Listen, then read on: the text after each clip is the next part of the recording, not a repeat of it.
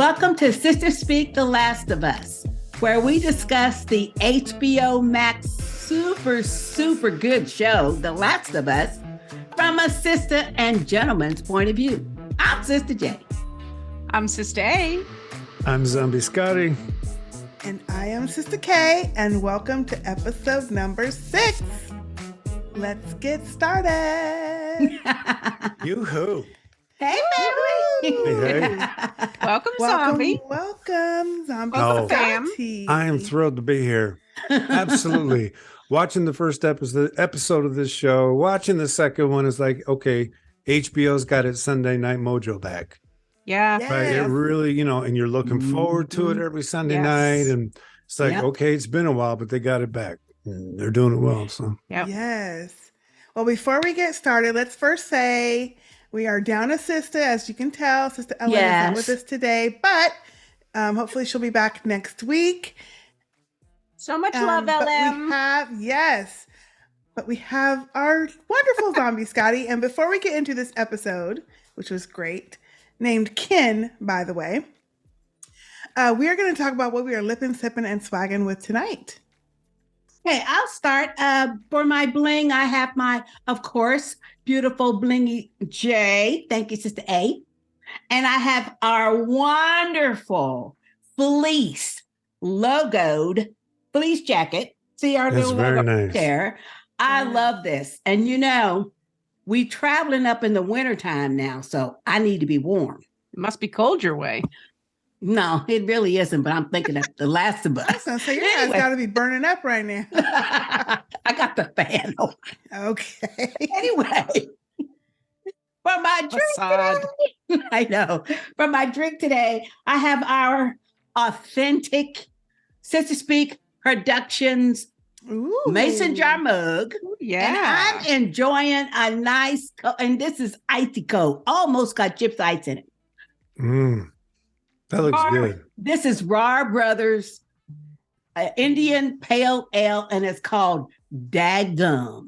Look at that. Okay, I like that. I love it. Daggum. I love it. Daggum. It is so Good good. beer. And it's like a dark amber. It is Looks really good. a deep flavor. It's really, really good. After the third can, it's just dang on. And for my lip today, I have a new one. This is Revlon Color Stay Suede Ink. I think Sister Kay had one of these. This is the really skinny one. Oh, yeah. Let me put it up. The real skinny one. It's a nice color. It's a really nice color and it's creamy. It's kind of matte, but it's not dry. And the name of this color is exactly what I am. Uh-oh. Salty. Oh, It's boy. called number 004, Pure Talent. Pure talent. Wow. Unadulterated talent. That's the name of this mug. There you go. Keep your hair on. And of course, my Avon Glamour 6 lip liner in a most Ooh. appropriate size. It's This fantastic. is chocolate. And that's it for me. All right, let me hop in with my stuff tonight. I have got my fantastic Sistah Speak Yeti Yay! with my ice Your water in cars. there. That's all I Don't burn got, us man. up. Wrong No. fan. I got, that's beautiful, there but you it go. doesn't, Yeah. ah, I also have an adult beverage tonight. I've got a little Sauvignon Blanc Ooh. going on. Okay, so what brand is that? This is called Villa Maria. It's very good. I think it's from New Is it good? Zealand. Okay. It's good. Ooh. Okay. Total Yeah. Wines. All I got it right. right there on the. the only problem with Glass. that stuff is you just always finish the bottle. It goes down real You nice. just always finish the bottle. Yeah. Real Well, yeah, easy. of course. Well, I mean, if you're drinking Who that, if you're doesn't? drinking, well, I know if you're drinking a nice cab, it slows me down a little bit. It's a little Yeah. thicker. No, it doesn't slow me down. Yeah. This is Look at me nice and pretending not to be an cold. alcoholic up here. I worked hard on that one. I've got that on my handmade crocheted coaster. Thank you, Sister J. You're welcome. For my blings and swags, I've got my Soul Sister bracelet on. Thinking of you. Thank you, Sister LM. I've got on my rose gold Sister A. Thank you, Sister K. I've got on her awesome baseball cap tonight in black. Okay, I want one of those. Yes. Oh, we'll Be get you one. patient. Yeah, be patient. And I got on my camo sweater tonight. Yes, you are incognito. I They am won't find incognito you. with this Mhm. background. Blending in. Yes. For my lippy tonight, I've got on, of course, my MAC Prep and Prime to begin. Then I have my tiny little MAC lipstick Bullet. here. Yeah. Yes. And this color is called Diva. Ooh, I love that. Ooh, I like that. Diva. Mhm. And it's matte, so I do need a little bit of some moisturizer on there. I've got my Rimmel Stay Glossy in Captivate Me. Captivate already. me. Yes. That's it for me. Okay. Zombie Zombie. Now you want me to go. All right. Well, I brushed my teeth this morning. I got product in my hair like I do every day. And I'm wearing my Sistah Speak t-shirt. Thank you very much. Woohoo! Yay. I was Looking invited into this good. beautiful Sistah Speak The Last of Us house. So that's my bling. Thrilled to be here. Oh, And and I what got a you little drinking? attitude. So yeah, and what you I'm ready. drinking? That's right. Yes. What you Oh, drinking? I'm playing tonight, yo. I'm drinking tea. Green tea. Very good. Oh, Yeah. Green tea, very good for you. Nice. Clear out the system at many levels. That's good. Yeah. All right. Well, I'll go next. The only swag I have today is my permanent swag Mm. on my Okay. arm. nice. I forgot the other. For my drink, I do have my not my Sistah Speak Yeti, but my gifted Yeti. Thank you to my coworker Amanda. Love it. That's a pretty I color. love this one. Yeah. I And I love the have- color. I know, isn't it nice? Mm-hmm. And it's the slanted kind that fits in your car. Yeah. Perfect. And the big ass straw, though. That's the only problem with me. Mm-hmm. But this is some Snapple apple in there. Oh, okay. And then for my lippy today, I have my Love Me lipstick from MAC. Oh, Mac. Ooh. Okay. See, she keep her stuff in the box. She I does. do. Yeah. If it comes with a box, I keep it in there. Mm. And this is the color of 9 Lives. Ooh, I like it. Ooh. Oh, It's a that's a catty nice color. pink. Very Yeah. nice. Very nice and red. And that Love Me lipstick is very creamy and nice. It does transfer, but Okay. it just is so smells good. It feels good on. Can't go wrong. All right. Well, And next that- time I hang out with you ladies, I'll wear a short sleeve t-shirt so I can show you my permanent swag. Yeah. I can't show you today because Yes. it'll be too much of a mess trying to get this off. Show it, Yes. next time I'll show you. I'll make You've sure. also Oh, got something on your Yes, head. I just remembered. I also have on my beautiful Sistah Speak. It's hard to tell with the Oh, camouflage. Yeah. Yeah. Camo Sistah hat. Speak Got it. cap, so I can blend in my camo shirt Yeah. and my little sweater that's gonna hide me from the elements. see, hopefully Today, because they up in Wyoming, I'm gonna be the one incognito. You 'Cause are. everything's white up there. Mhm. It Yeah. is. It is. Y'all gonna stick out. But I don't plan to be out and White about Wyoming. wandering. No. so. First of all, I wouldn't have made it. Oh God. I wouldn't have made it to Wyoming. So I'm still stuck in the basement in that damn game. I Okay, don't know let's if I'm get still alive. Let's get into the episode. Ken. I like Ken. the way they started it, where they started from Yes. Henry and Sam. I like that. Yes. And I was like, I don't Even though wanna it was see again. sad. I Yeah. know. Man. Very sad. That But was good. It I was thought good. that It was a really crazy good way. And then, they immediately showed you 3 months later. I like that too. Yeah. So they've done the 3 months later thing a few times in this show. Uh-huh. And the only problem I have is whenever I see that, I think of SpongeBob 3 years later.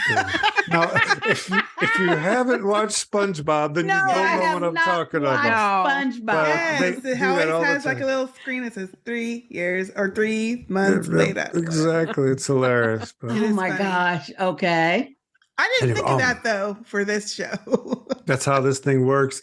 I got to tell you, man, the end of that last episode was one of the best things I've seen on TV. Man, it was so Unbelievable. emotional. Yes, it was. And it was And- so unpredictable. I love Yeah. watching stuff where it is not predictable. Yeah. It was such a shock, but it was a shocking event that you could thoroughly understand and Yep. identify with. Yep. Completely. Yeah, completely On because all sides. yeah, Yeah. Right. yeah. From So all after sides. after that episode, I was thinking they're getting in a habit here of introducing really, really good characters Ain't and they? then killing them off at the Kill end. them off. Mhm. And Same I damn don't episode. mind it. And I think they played us a little bit in this episode. I think they built us up for that vibe. And I think they played on that vibe a little bit in this episode. But I'm getting I didn't tired really of it. notice it until at the end of the last one. Damn, all these wonderful liberals and they're all dying. Yes, gone. But I think the introduction of I don't play the game, so I don't know, but I'm assuming it's in the game.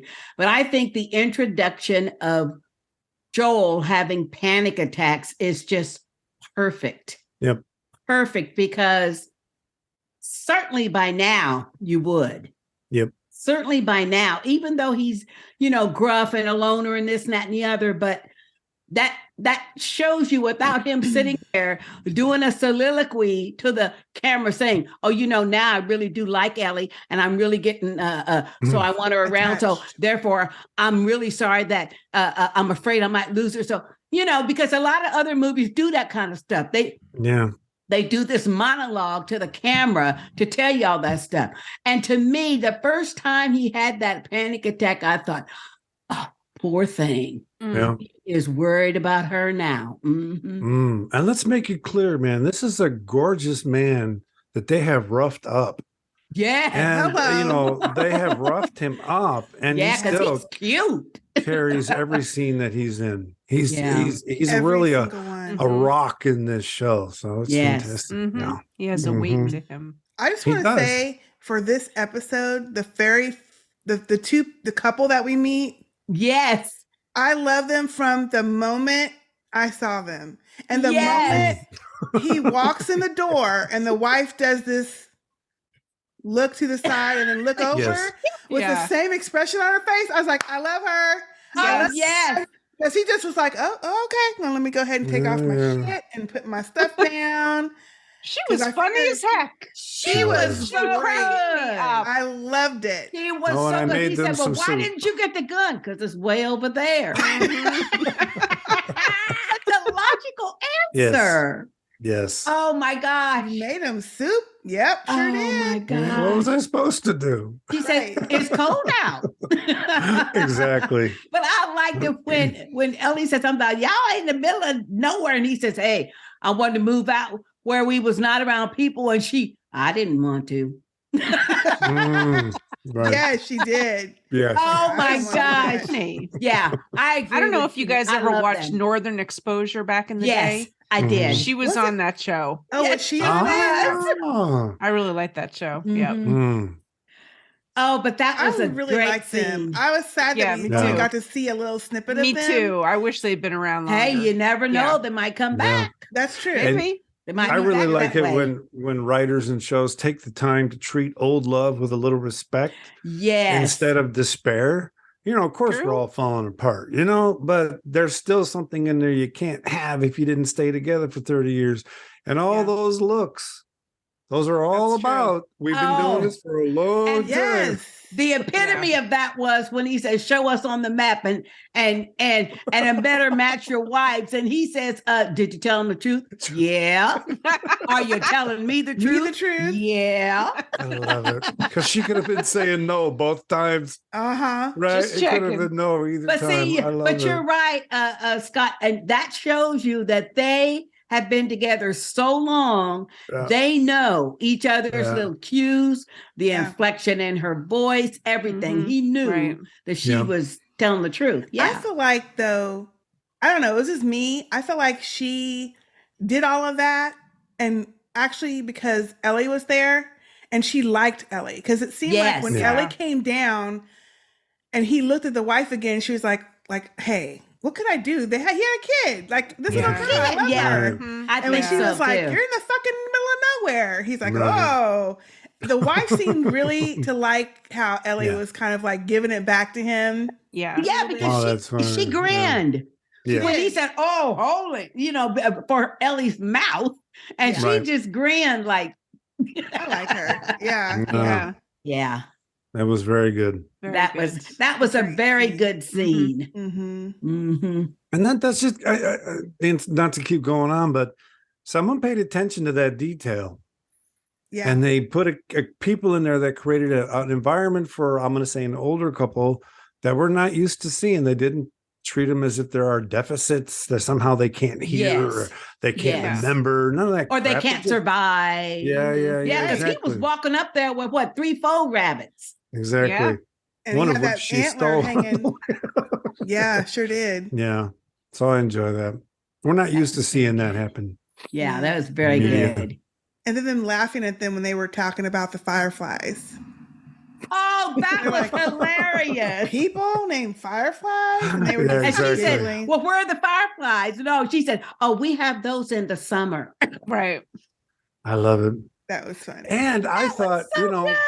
given how freaky the world's gone with people turning into mold monsters, it's like, well, yeah, maybe they are turning into fireflies too. Exactly. That's kind of the vibe I got from what she Right. was saying. It's like, are they turning into fireflies? Oh my God. gosh.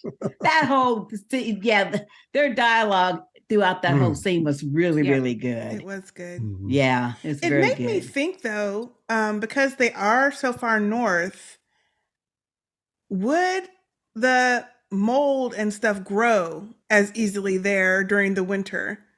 Would it maybe make it dormant?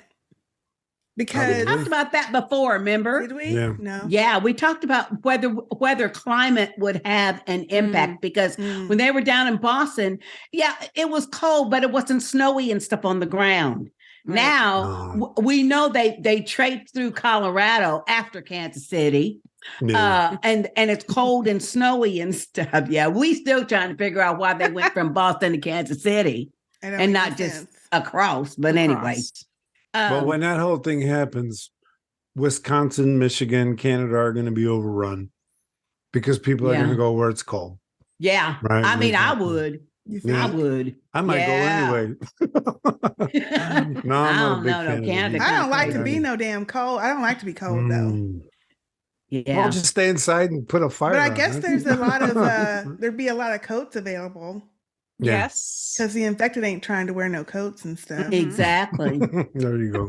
So But anyway, to me, it makes sense because many varieties of plants are dormant during the winter. Yeah, They're exactly. not dead. They're just Yeah. dormant through the winter. Then in the spring, they bloom back up. So to me, it would make sense that the colder climate that you get to, the less Slower. rapid Yeah. that fungus would be. yeah. But like he said that there are some infected people and some are not. Right. So Yep. and it Now, looked cold, y'all. their breath was out.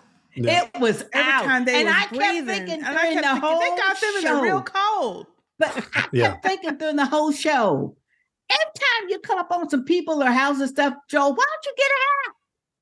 He's You should losing have a half his hat body on, heat with no For hat. sure. She got hat, gloves, everything It's on. real cold. Or No, something.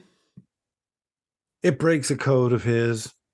Yeah, It must, but hey, he need a hat on. Yeah. He's got a good set of Yes. hair, good Good head of I hair don't wanna going mess up my on. We hair. can see it later. Yeah. We know it's there. Yeah, Exactly. we know. And like several scenes, he didn't even have gloves on where Ellie No. did, but at Yeah. least later on, as they were getting, further to that university, he had some gloves on, but most of the scenes, he don't even have gloves No. on. I'm thinking, you know what? No, he'd be freezing. Yep. He'd be He freezing. might be hot blooded. Who knows? Who knows? Yeah, that's true. Although the very first attack, which I don't think we knew it was a panic attack, I thought it was like because he is older. They have I him thought it was a heart aged. attack. I thought it was a heart attack. I'm Yeah. thinking, what the hell are you gonna do? Because Yeah. Mm-hmm. there ain't no medicine, doctors. Exactly. They done walked all the way from fucking Boston. Yeah. That was what was getting me. at And you least said Kansas 3 City. months later, but dang, they still walking. Still going. Falcon. Oh my gosh. Oh my That God. is just Now, talking about that with you guys, you know how it is when you're amped up and you just keep moving because you're amped up, and then you Yeah. settle down, and all of a sudden all these things happen. Mm-hmm. Wouldn't be surprised that once they were in a place with other people like that, then certain anxieties kick in that just were being suppressed because they were just Yep. doing the gig, getting from one place to the next. Yep. And he's worse for the wear. And Yeah, that's a good point. Well, I thought it was a panic attack simply because of the way he recovered. Because if Yeah. it was a heart attack, he would have at least fell down. Yeah. You know what I mean? Or grabbed his heart or something.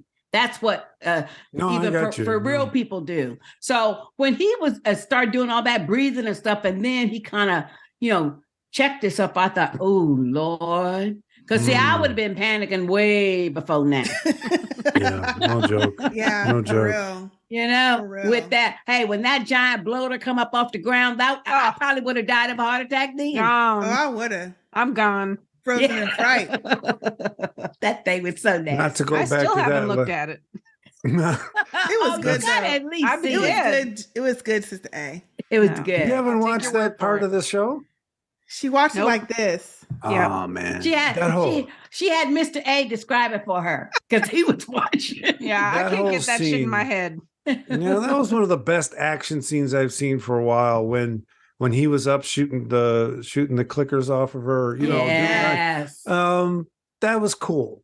That was just never seen Very nothing cool. like that. And then that was a moment where she said, I'm going to take care of these people. And he said, oh shit, I guess I got to take care of you too. Yeah. And, they start tag teaming to get it done. They're a team now. Right. And she's a killer. We've known her from the beginning. Mm-hmm. Now we know for sure. Yeah, now we know for sure. Oh, yeah. Exactly. Yeah. She's on my team, or maybe I'm on her team. I don't know. But Right. Exactly. But I like the fact that as they're walking, after they leave and they have the map and everything, and so they're walking, and the couple in the cabin had told them not to go beyond the river because there were bodies there. And they don't know who's leaving the bodies and stuff. So that was a good foreshadowing. Mhm. Yeah. So as they're getting, but the thing I found really fascinating is that Ellie was so surprised that the water was so blue. Mm. Did you notice that? Yeah. She was, but I mean, she was really surprised that the water was blue. And I'm thinking, I didn't take so, it like that. so what? Oh yeah, she was. She did say said, it was blue, but I didn't think she was like, oh my God. Oh no, she was really surprised. Well, it seemed to me it was just a little off. You know what I mean? Well, they've been Because- using her as a way to fill you in about what was lost, right? Because she was probably born after this all happened. Mhm, Yes. right. And She's so only, her what, shock is a 14? way of reminding us what was lost without them having to do an info dump. Mm. Exactly. They just do it through her surprise. And Yeah. And How do planes work? Things But like I that. like that though, because think about it. She's 14. He's been Yeah. in this thing for 20 years. Okay. Probably all the bodies of water she's seen have been dirty sewer water. Like when it was She down in the lived in sewer and Boston. stuff. She didn't Yeah. ever go out So Right. in a city. I don't know. I just thought that was fascinating that she was so surprised that the water was so blue. hey, I got a that question river. for all of you, if I can. Mhm. A couple episodes ago when she shot that guy in the back, Mhm. and Joel was all upset because she had to do that. Mhm. She says to him, it wasn't my first time.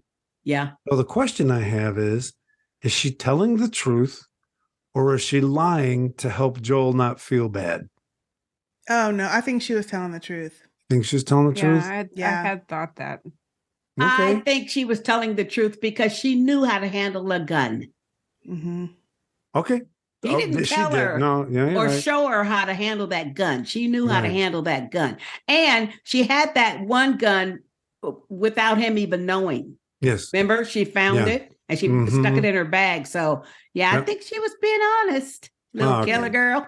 No, I know, definitely. Yeah, I don't think she at that point would have thought enough about Joel to want to spare his feelings about it. Yeah. She I don't was think so irritated either. that he wouldn't let her have a gun. Like she kept saying, Right. "It's right." Like, okay, you All don't this want to give me time. one of yours, but here's a whole Yeah. wall of them at Bill's house. I Exactly. could snatch one of his, and he was still talking about no. No, So I you think ain't she doing was it. like, I'm taking it. I don't know what he talking about. I'm taking this gun No, absolutely. because I don't No, want that's to just be point we talked about a little bit. armed out here. Yeah, Yeah. for real. Oh, that's a good point. Absolutely. Yeah. I did like the scene when they were walking after they left that cabin, Mhm. and they stopped at that wherever they stopped, and she was up on that boulder looking at the sky, Mm. and then she came and he was like, "Get down, you're gonna break your neck." So it's kind of like fatherly, but Yeah. I Yeah. try not to be fatherly. Yeah. Like, but when she was asking him, so what's gonna happen after we find Tommy? They synthesize my blood. Da, da, da, what you gonna do? And I really like that because she was talking about, he was asking her what she was going to do. And I feel like at that moment she was thinking, well, shit, I was going to go with you. But now that you ask, and I guess I got to come up with something. Right. Yeah. For like a I think split you're right. second, her Mhm. face kind of just sat there like, oh, okay. I guess I got to come up with my own damn idea. So there was a little bit of, I'm going to use the word coupling. That's not what I mean. But you know how it is Yeah. when two people like each other, and Yes. how far do I go and still be able to deny that I was interested? Exactly. Yeah. Yes. And when she comes at him full force, eventually she cuts right through. Yeah. And of course, he's Team Ellie. But at first, it's God, no way. No way. No. I like the scene when she was trying to whistle. I thought that was cute. And she didn't know. He said, "You don't know how to whistle?" That was Hey, you there are know. people in this world that are whistle challenged. I'm not one of them. I can't but there whistle are- like that. I can I would whistle, break but my not mic if I the did. kind. not with my fingers. Not with no. your Yeah. fingers. No, I can't do that. That Maybe I'll was a go cute outside scene. and do it, and you'll hear it through the brick wall. So. Really? That's Oh, I can do it. No, it's loud, man. Ooh, okay. No, don't do Yeah, it. Don't do it. I'll now. break your mics. But I thought that was a really cute scene, though. Yeah. So, thought Sister that Dad, I was have a cute. question for you. Like, Mhm. so were you annoyed with Ellie in this episode? Mhm. Really? Yeah. First of all, Mm. yeah. Now that Still? you mention it, I love Oh, Yeah. shit. it. Damn kid. first of all, in my opinion, she was still talking too much. Mm. Just walk. Yeah. She's a you got kid. from point A to point B. Just hush. You Number cannot one. expect a child. You asked me if I was annoyed, and I am giving you my answer. So hush a minute. Yeah, stop acting like Ellie. Let her talk. Yeah. Quit trying to cut me off. Okay. I found myself wanting her to hush. Now, I didn't mind her asking the question, what happens after we find your brother and stuff. That was a good conversation. But just as they're walking, first of all, they got to be tired. He's got to be awfully tired. And she constantly chat. No, shut the hell up. Right. You talk too much. And then, of course, we haven't got to that point yet, but that whole table scene where they was eating and stuff, she was on my nerves. Oh, I love that scene. Oh, that was I so loved rude. it. You thought? Yes. I liked it. It Rude. liked me. But yeah, I found myself saying, girl, shut the fuck up. Just walk. Shut up. First of all, I love this little girl. First of all, I loved her with her little mean mugging in Game of Thrones. And When I I like Game her of in Thrones, this. Lady Mormont was really cute. But I love her in this too. To me, something about her is so cute. And I like the way that they're having her be shy like that, because that's how a real teen who, first of all, the story has been she hasn't had anyone looking out for her, defending her, treating her like she's a child and they're the parent that cares about her well-being. Maybe ever. Because she talked too much and it's irritating. So I tell Jay, you what, when I started, when I started watching the show, I was like, damn, shut up. And then I recognized I was identifying with Joel You know what I'm saying? And Yeah. then like Leandra's my partner on this podcast we do, and she was identifying with Ellie. And she loved all that, right? So I think after I've watched more and more of it, maybe this is the kind of teenager it takes to survive this. Right? She's always throwing her opinion in everywhere. It may not be the smartest politically. But if Joel was a different kind of person, he would have told her a long time ago, long time ago. Up. Yes. Yeah. And so what we don't know. But I think Joel secretly likes it. But that's me. Yes, that's the thing is she's doing all the relationship work. And whenever she's talking, he knows where she is. Right. Yeah. And that's for sure. You know, so they're using if they had written positive. Joel differently, it wouldn't have worked. As a matter of fact, in the game, Joel's a lot more gruff, not as emotionally available. So I think they're using her as a way to bring more out of him. And believe me, I find it annoying. But you know, recently having teenagers live with me day to day, you know, it takes a little time to get over. Hey, she on my nerves. Yeah, I like it. But then again, there's some other ones on my nerves too, though. I think it really is.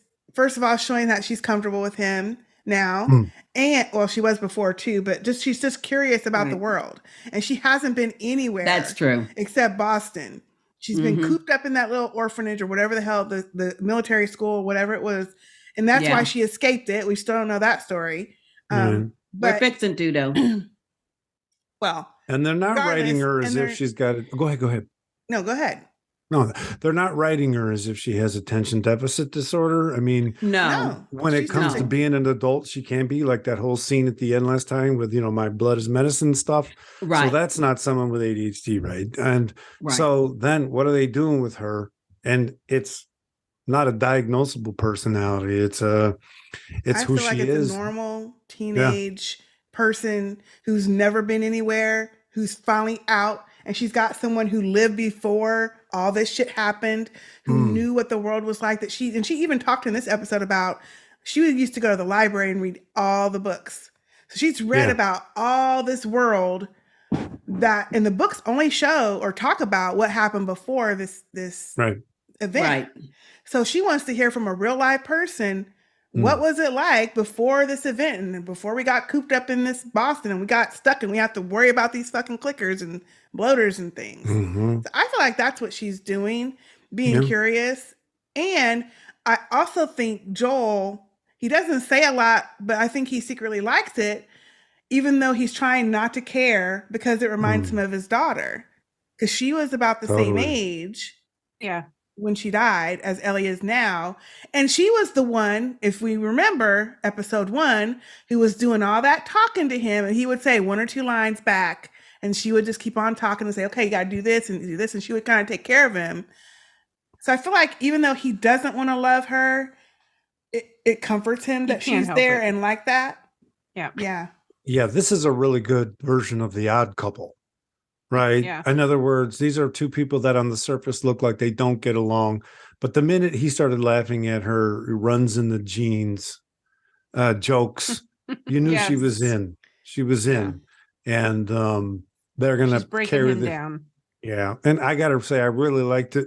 I don't know if it was the last episode they met someone and Joel was just being rude. And she goes, dude, you know, give him something here. Right. So, they've got the heavy no going on there, huh? He's annoying. He's annoying. Still annoying to me. Shut the hell up. Just, you know, walk and hush. So I don't want to go to the end scene. Keep going. Cause I think there's that scene. What do y'all think about the scene when they do get surrounded by? Oh, let me tell you something. Let me make a comment for our audience out there. You know, I was on the TV app and a person posted a picture of Rutina sitting on the horse with the mask, which was awesome. This person said, oh, wow, I love seeing Michonne in this episode. Oh, no, they didn't. I was so offended. I said, that is not denied. That's Rutina. Oh, I was so through. Well, they were in Wyoming. Can you believe that shit? No, it don't look nothing like Denai. No. Anyway, I love it. They must have thought that even when she took the mask off, she was Denai. Yeah. Because they watched the whole fucking episode probably before they commented. Yes. And can I say, I was so offended. I love her voice. I do too. Love listening to her talk. I was so glad to see her. I just love Rutina Wesley. I really like her a lot. Yeah, yes. She did. Mm-hmm. She looked great. I just love seeing her not be Nova. Thank you. That's exactly it. I can love her again as somebody else. Yes. But I like the fact that when they all come riding up on them horses, if you notice, she just kind of hung back a little bit. Yeah. Mm-hmm. Let the little henchmen do their thing. Oh, yeah. That was a great scene, though. That was a great scene. It was tense. And you could see very Joel tense. About to go down that road that he went through when that little cop dude was pointing his gun at Ellie, making a flashback to Sarah. Yeah, he was about there. They had Ellie move back. I was like, wait a minute now. We don't need to do all that because there ain't no reason for that unless you're going to try to do something. But when that dog came up, I was like, oh, what they going to do? Oh, that was so good, though. Wasn't that good? But think about the logistics of that for that group of people. Okay, yeah, we sit up on our horses up high with rifles pointed at the people, but yeah, we don't train that dog to snip out. Yeah, just like the cancer dogs and everything else. Yeah. Exactly. It's batting a 0 right now because it did not smell her infected ass. Well, but that's because of her healing over. That's what that was. Yeah, she's not infected. No, she's not infected. She's immune, just like Joel. But she is, because remember when that dude stuck her and she turned red? Now, what they were lucky is they didn't have that device with them.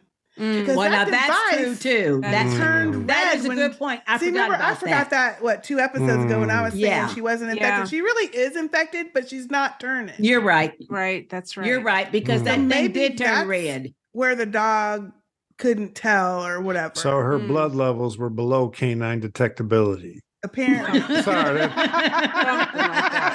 I'm just saying, you watch a lot of commercials these days, right? Yeah. Keeps it suppressed below detectability. Yeah. So, yeah. But that was a good tense scene, though. It was tense. And the way they focused on Joel's face when the dog went up and when the dog barked and he flinched a little bit. Shit, it's about to happen. I'm going to lose her. Yeah. I love that. Those little subtleties that they're doing in this show. But it was cute though when she started playing with the dog though, because the thought occurred to me, ooh, I wonder if she's been around a pet dog. You know what I mean? It's probably something else she read about too. See, we ain't seen no dogs in Boston. Yeah, that's true. They probably been getting ate up. So that was cute too. She was playing with the dog. Yeah, until he called the dog back, and the dog was playing with her too, licking her and stuff. So it was a pretty dog. It was a pretty dog. Very pretty. But man, I was thinking, because I'm a dog person anyway, but I was thinking, whoever trained this dog, that dog was great though. Because when he said, okay, now to the girl, and he was stalking, I mean, just like a stalker, Oh, it was really a good scene. That was good. That takes training. Yeah. To make that dog do that. That was good. But do you think that what's her name? And I don't know her name. Rutina. I don't know the girl. Maria. The character's name is Maria. Maria was asking him his name. Do you think she recognized him? Yes. Somehow? Yes. Okay. Yes. Tommy? Because, and I say that because later in the conversation, when Joel and Tommy are having a conversation, and he says, yeah, you quit using the radio and everything. Up until that point, Tommy and Joel were communicating via radio. Right. So yeah, I think when he said, I'm just looking for my brother, I think that's what clicked it for her. Oh, yeah. Yeah. And that's why she rode up there. Because when she advanced with her horse, you notice everybody else just kind of stood there. Yep. They wasn't like advancing either. And that's when she asked him, what's your name? See, she knew that was his brother. As soon as he said Joel. Yeah. Yeah. That led to a whole bunch of different stuff going on. Yeah. And obviously Tommy has talked throughout of them helping him about what he and Joel used to do, because she knew all about, or she feels she knew at least all, to her about he him. did. Yeah, but that's what I mean. Yeah, well, and he told her his story. Yep. And it's easy to treat someone else as evil and the reason for your own badness when they're not around. Thank you. So, you know, I think good point. I was a little put off by how much crap she was talking about Joel to Ellie. Just because of stories Tommy told her. Yeah. But like Ellie gave it right back to her. She said, and Tommy did the same thing. Yes. Tommy I did loved the it. same thing. See, that's why I like Ellie. She don't play around. No. Hey, you can give it and I'm going to give it right back to you. I don't care if you frown or not. Yep. And it's clear that she's very smart. But she's very smart and witty, and that makes the character more interesting. But based on what you said, Zombie Scotty, I like what you said, but I don't think Tommy told his story with Joel as the blame, as the big bad. No. Because when because I think that's just what Maria took from it, and like putting all this, my Tommy is sweet and he would never do that. So he was following, because she said he was following Joel. But Tommy doesn't see it that way. He even said, exactly. When Joel says, I did this to keep you and us safe, he's like, no, I did it too. We both was doing that. We both killed people. So he hasn't been blaming Joel for that. He doesn't look at Joel any kind of way. He's just saying, we did it because that's what we had to do at the time. But there's a different way. We don't have to be that way. Okay, so I'm not going to disagree. I'm not going to disagree. I was a little, then I guess I'm still a little surprised that she'd feel comfortable talking smack about someone she doesn't know based on what her lover told her. And what I do like about it is that love's a powerful drug. And if I can't tell you how many times I've seen people's opinions change because that person did something that had an influence on a person they love. The defenses kick in and suddenly that other person's evil. So she comes in with a cartoon version of Joel. And, but I think she felt comfortable in doing that simply because of Tommy's reactions at the dinner table. He defended her when Joel wanted to have a family meeting with just family. He said, but she is family. He had to. That's his wife now. But the point is from her point of view, she would feel comfortable in saying what she said to Ellie. First of all, she called, in my opinion, that whole scene had a little different intent. I thought. I believed that Maria's intent was to get information, and that because of the way Ellie is, and because she is smart alecky with her talk, and she is very defensive of Joel, then it didn't go the way that Maria intended for it to go. Right. That's what I think. But I think she did that because the haircutting scene. Yeah, the haircutting scene. But at the dinner table, when they was all eating and everything, and just the way Maria's whole countenance was, because when Ellie said something about she used some kind of cuss word or something, and then Joel says, "Okay, let's use our manners." But it was the way that Maria, in my opinion, the way Maria was studying Joel and not Ellie. And I can believe that she was concerned about the impact, not so much that Joel would turn him bad, but that he now becomes a threat to her relationship with him. Absolutely. That's his brother. Yeah. And you don't have to be able to consciously know where the tension's coming from. It just comes out.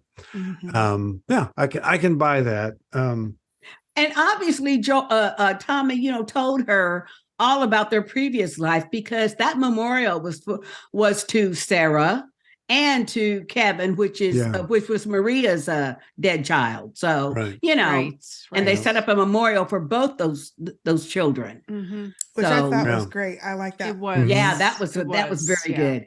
But that dinner table scene, though, I liked it because this to me was strictly how Ellie is. She's been the same throughout. She's fast talking. She's worked hard. Wait, this is what I was thinking. I worked hard to get that motherfucking gun.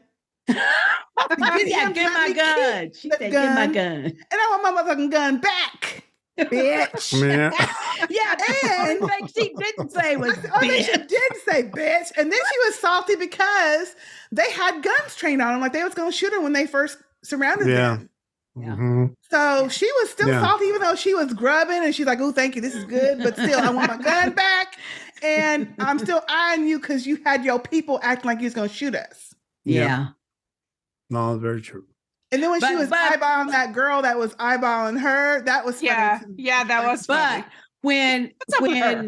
But when Maria said something about, just because you have a reputation for being bad doesn't mean that you are bad.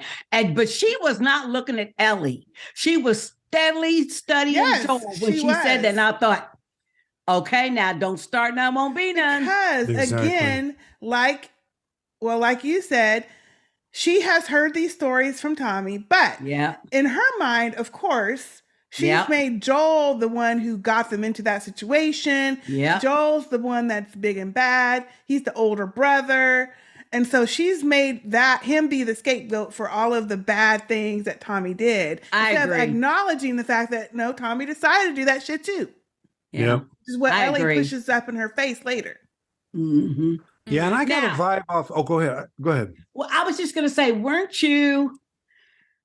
I was a little worried at the end of Maria's conversation with Ellie when she was telling her, good, because the only people who can really fuck you up is those that you trust.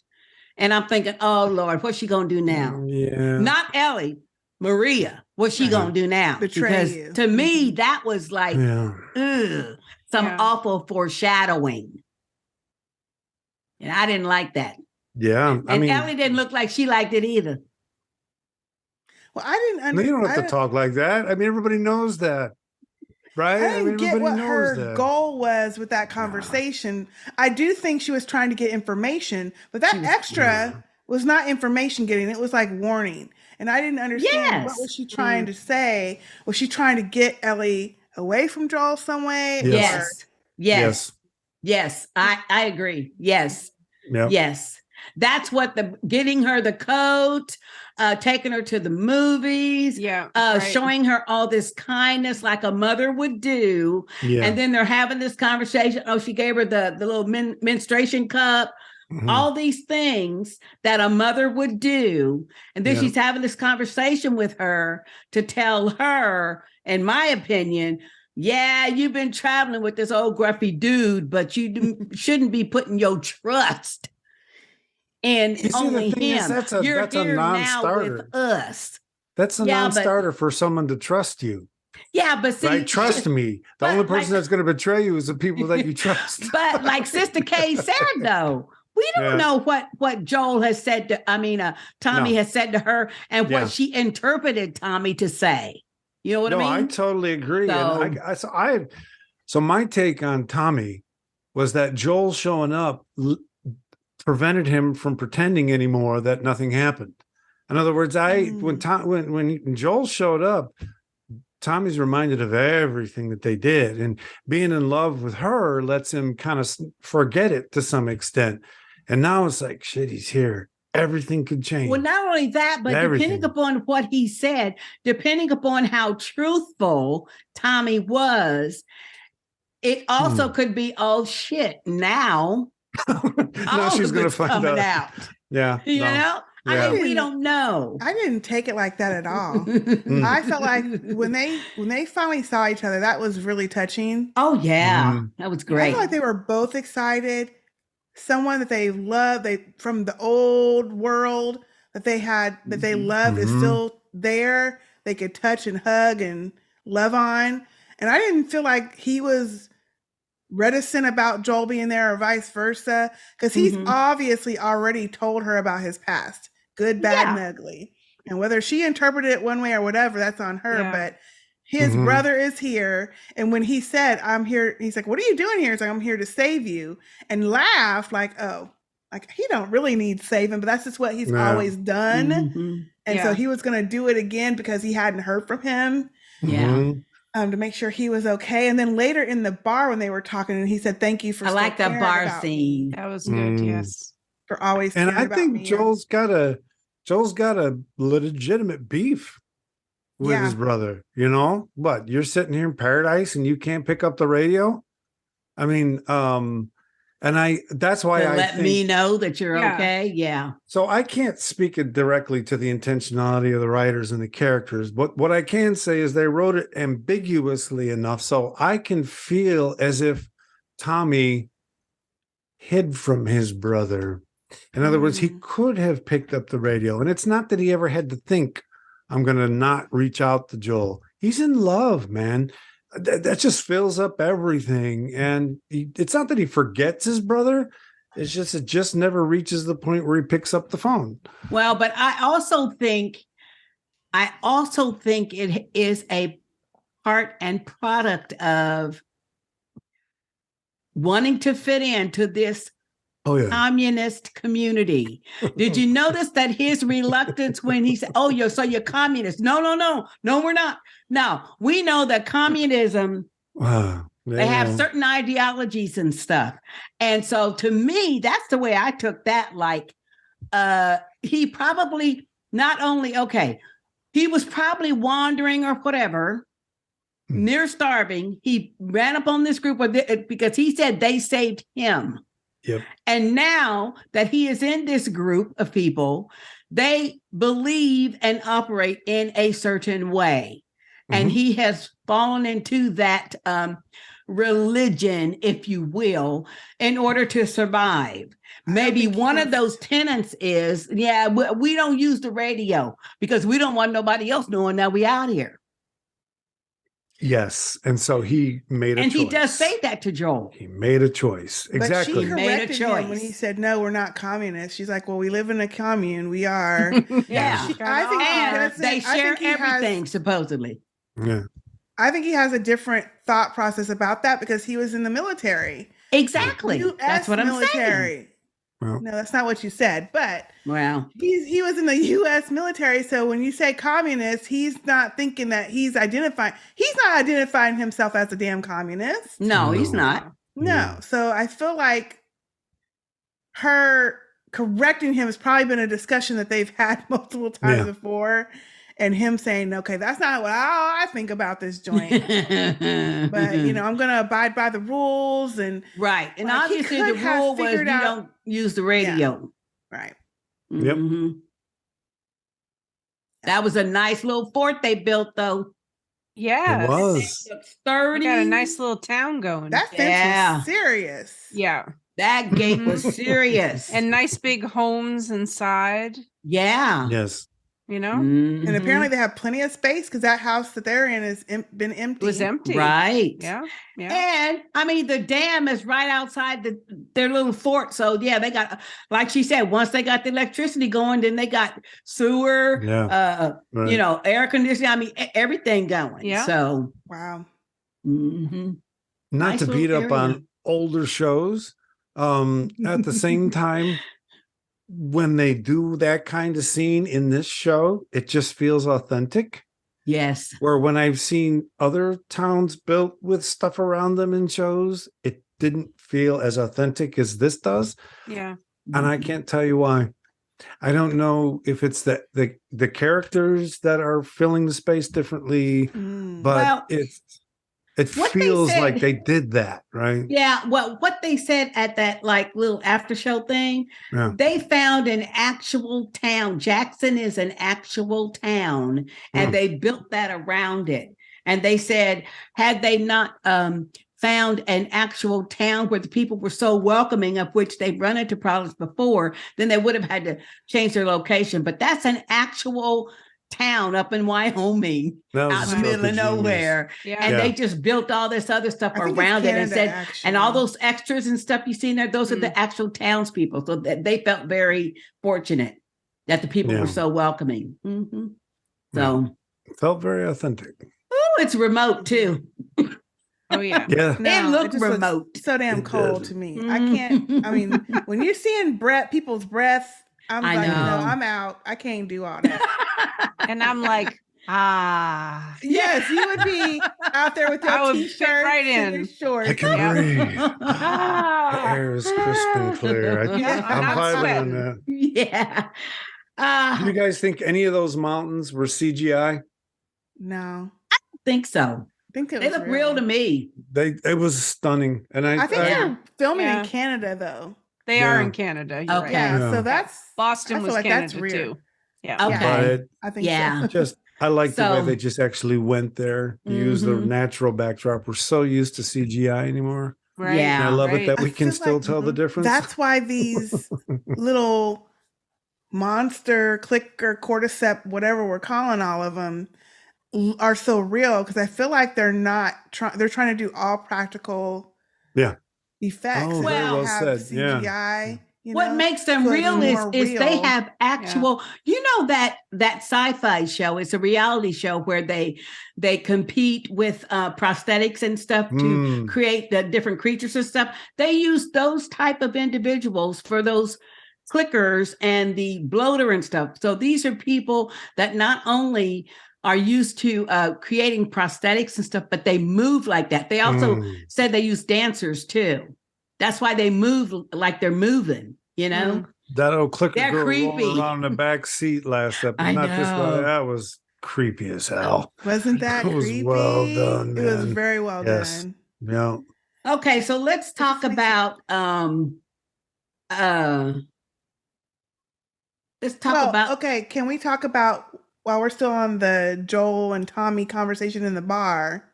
Yeah. When it kind of goes sideways. Yeah.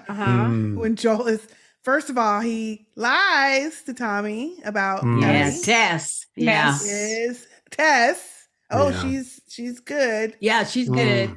I was like, okay, this is probably smart to do until you figure out. At first, I didn't catch it. Like, why is he lying like that? But then I thought about it, and I thought, okay, yeah, he don't want to give away everything. Not yet. Not yet. Because he still had that probably thought in his head, okay, he's married to Maria. I don't know if I can trust her. Right. So I don't know if I can trust him all the way, because there's a reason why he stopped calling me. Yeah. Got to feel it out. So let me fill this out. Yeah. But when it went sideways, when he was trying to say, okay, right, I got to get her down. Where's the fireflies at? We're going to go down there. And Tommy's like, no, we ain't doing nothing. I got to stay here. And he's like, what? When he said that she was pregos, I feel like that's when Joel was like, ooh, wait a minute. And obviously Joel's baby mama was the black woman too, because of Sarah. So Tommy is now with the black woman. So the baby's going to come out looking like Sarah too. Probably. He's probably thinking about all kinds of stuff like that. Yeah. It's and that's the quality of the writing and the acting. All that rich interpretation is there, and they're not saying that much. Right. Yes. That's the kind of, for me, that's the kind of scene I want. I can get together. We could talk about those scenes for 5 hours and never come to consensus on what was going on. And I think that's good writing, because man, human mind is a tornado at best. Right. And lots going on like, that we okay, don't know. I lost my child and he's about to have another one. No. I interpreted it that into my but I interpreted it like differently. In my opinion, I interpreted Joel's reaction to, I have already been replaced by Maria, oh, now I'm going to further be replaced by the whole family, a child, a wife. So therefore, I, in my mind, through all this trekking, they've had some trekking to do. You know, me and my brother. And now, because he set up another life without me, and it's a good life, that it's a good little place, then I'm being replaced. And to me, you know, it's just like when people in your real life, when two people and you think you like the same thing, not each other, but the same thing. And then you find out and you're excited about it. And you find out that other person, man, they don't really like that too much. Or they're not really interested in doing that too much. Then you're offended, you're hurt, but it comes out as anger. You know what I'm saying?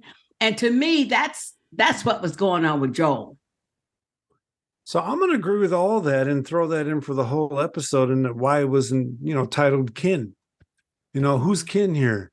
And then, though, well, we haven't gotten to that Ellie scene yet. But that she's declaring her kin in that moment, right? And so, you know how it is with your family. You attribute intentions to them, and they're all wrong, or at least the one thing you attribute is part of 50,000 other things they meant. Yes. And it just all goes uck. Yet at the same time, you come together the next day and have a beverage and move on. So, you know. But at the time, see. Exactly. No, you don't get me, man. And Joel saying what he said, well, we'll see if you're going to be a good father. And then I know that was an ouch moment. But that was that hitting back because you're replacing me. Yes. You're replacing me with your own need family anymore. Yeah, there you go. You already left me by not calling me and let me know you were safe. Right. So that was a hit back, you know. Yeah. And that's the writing, man. That one little line just pulls out a whole nother dimension of Joel's state. These guys know what they're doing. Yeah, and then Tommy coming back with, well, just because your life stopped doesn't mean mine has to stop. I know. That was like a double ouch. Yep. I was like, shit, I know. And tell me that's not how it goes with kin. It would. Yeah. Hurt. You go deep. I'm going deeper, honey. Deeper. I'll show you. I'll go deeper. Fights can get but he had all that going on before he even had that conversation, that confrontation with Ellie or the girl. She just got the brunt of the thing. Well, but the thing is, when he left the bar, because he stormed out, said, well, we'll be gone. Because he was intended for them to go. Yeah. But when he left and started having that another panic attack, and then looked up and saw who he at first thought might be Sarah. Oh, that would be Sarah. I felt bad for him there. Yep. Then I feel like that is what kind of made him go, like, think about, okay, this is all related. This is all coming. Yeah. Was it that with the bar scene? Is that the one where he started crying? No, the next. No, that's later. Okay. That's later. That's a scene where they're in like a shoe cobbler's. Yeah. Place. Cobbler he was trying place. to fix his boots, and there was all this leather on the walls. And You're stuff. right. I don't want to jump then. We'll just stay And Tommy bought him this new pair of boots and said, here. Yeah. Yes. And that even that scene. That was good. It sounds simple. He's just bringing in new boots. At the same time, Joel has been cleaning these damn boots for months. And he's been taping them with duct tape. Months. Yeah. And just, why are you working so hard, brother? Here. Yeah. Like, here's a new pair from my town. I know. All the work they did made that even a psychologically charged moment, man. But you know what? But that was saying, I am so sorry. Period. Rather than to say, okay, Joe, I am just so sorry for all this. He did kind of say it. Well, but kind of say like I shouldn't have said that to you. True. But what I'm saying is that he, in my opinion, giving him the boots, that was something Joel didn't ask for the boots, but he saw that he needed those boots. Therefore, that was to apologize for, I'm the one to stop calling you on the radio. Right.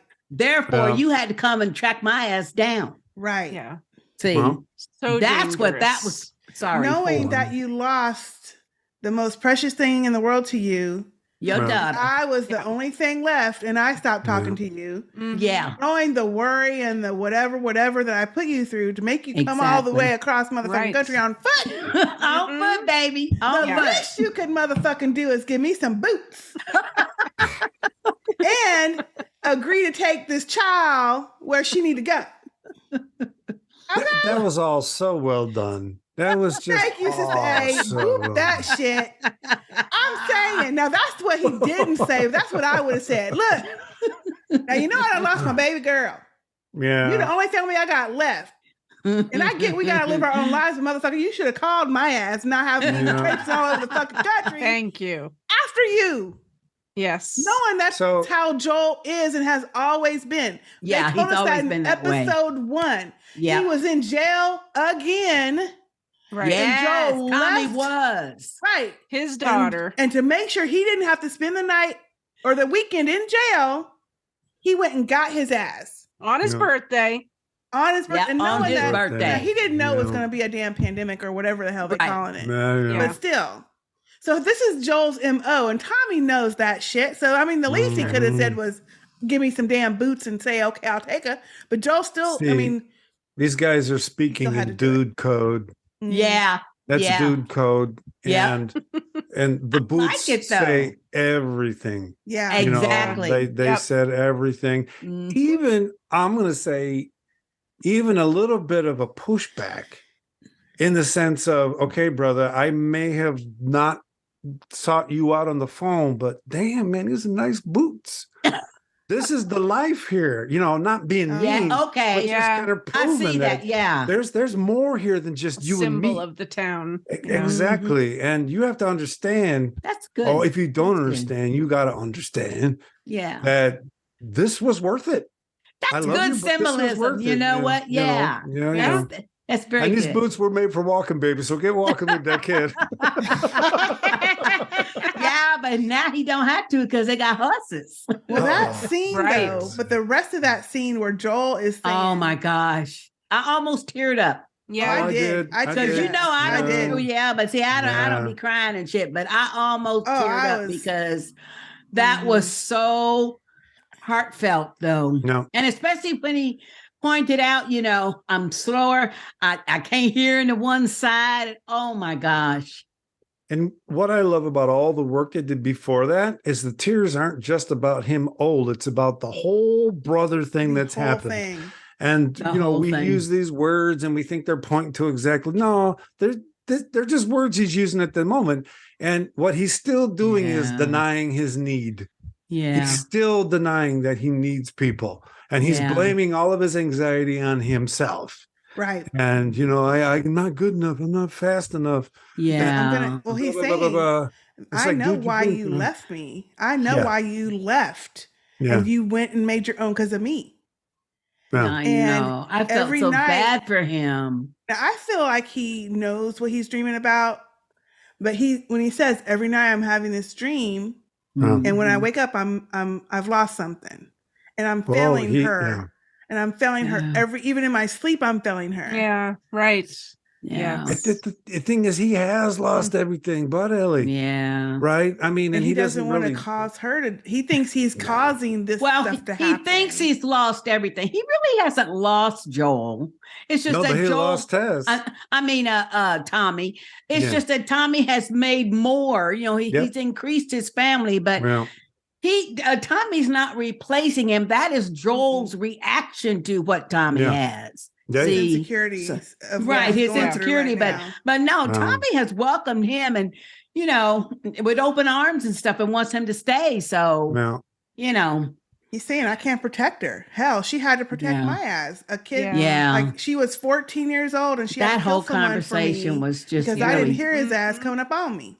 Yeah. And he got the good, and which we were talking about this in the podcast too, about how was he on the ground still being choked out by this young kid? Yeah. Yeah. Because he's slower. Now we know. Couldn't half-ass hear the dude, so he got the drop on him. And then But we did talk about that. We did. Mm-hmm. So they acknowledge that here by saying, okay, I get it now. I'm slow. I'm getting old. Yeah. I'm not as strong and quick as I used to be. So how am I going to protect her and keep her safe to get her where she needs to go? Yeah. I can't do it. And I'm as scared. Jay said earlier, and you don't even need me anymore.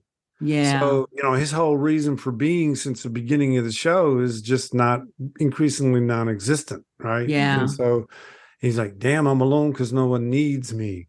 Yeah, because he was going after Tommy, whether Tess made him promise to take Ellie or not. He was looking for Tommy anyway. So he was going to go that way anyway. For the engine. But because of Tess and the promise he made to her, that's how he even ended up with Ellie. So exactly.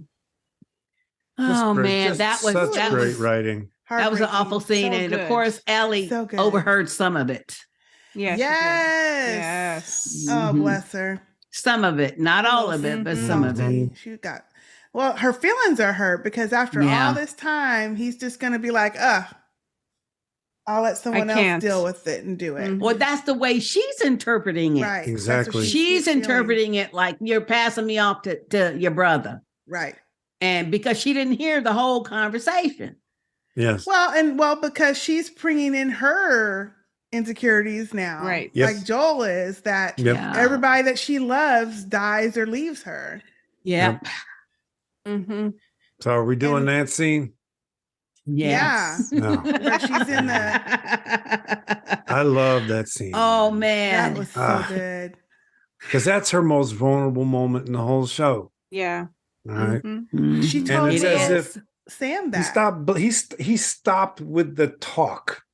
He stopped with the self-blame when she did that.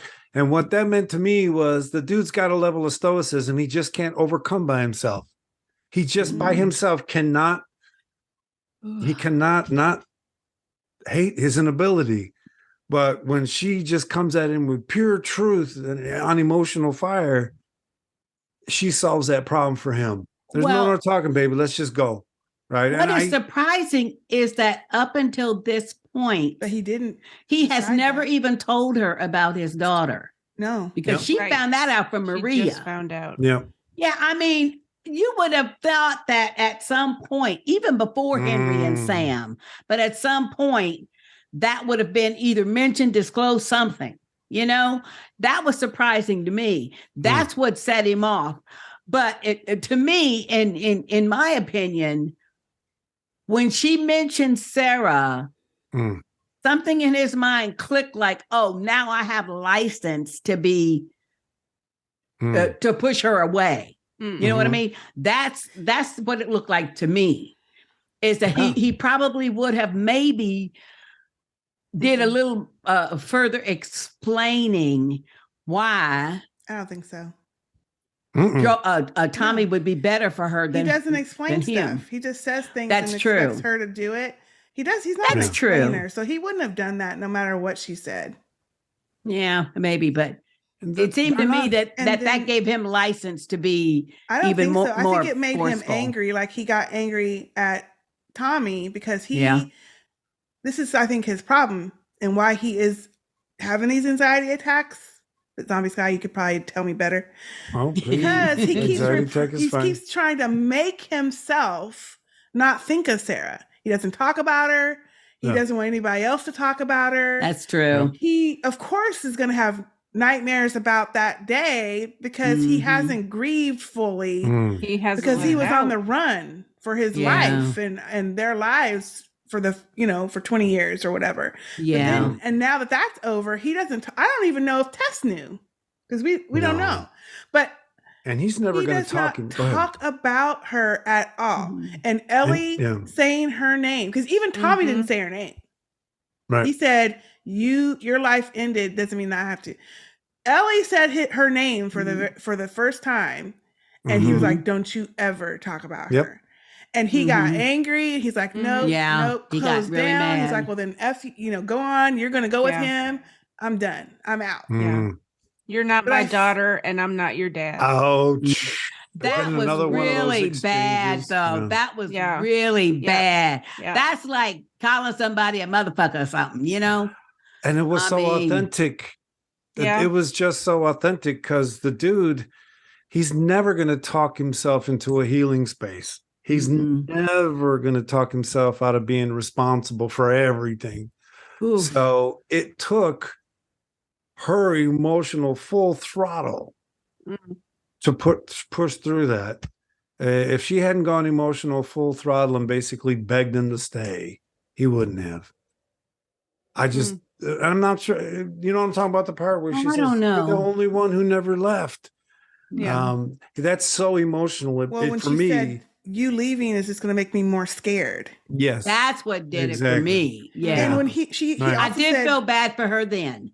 Yeah. He also said, "You don't know what loss is," and she's like, "What do you mean? Everyone that I've ever loved." Yeah. Has either died or left. Like, you're not the only one who's lost someone. Exactly. But him repressing it makes it to where he is so tight about it. He can't even let himself think. And then what happens? He leaves, goes to bed, or he's not sleeping, goes to the room, and all he's thinking about is Sarah.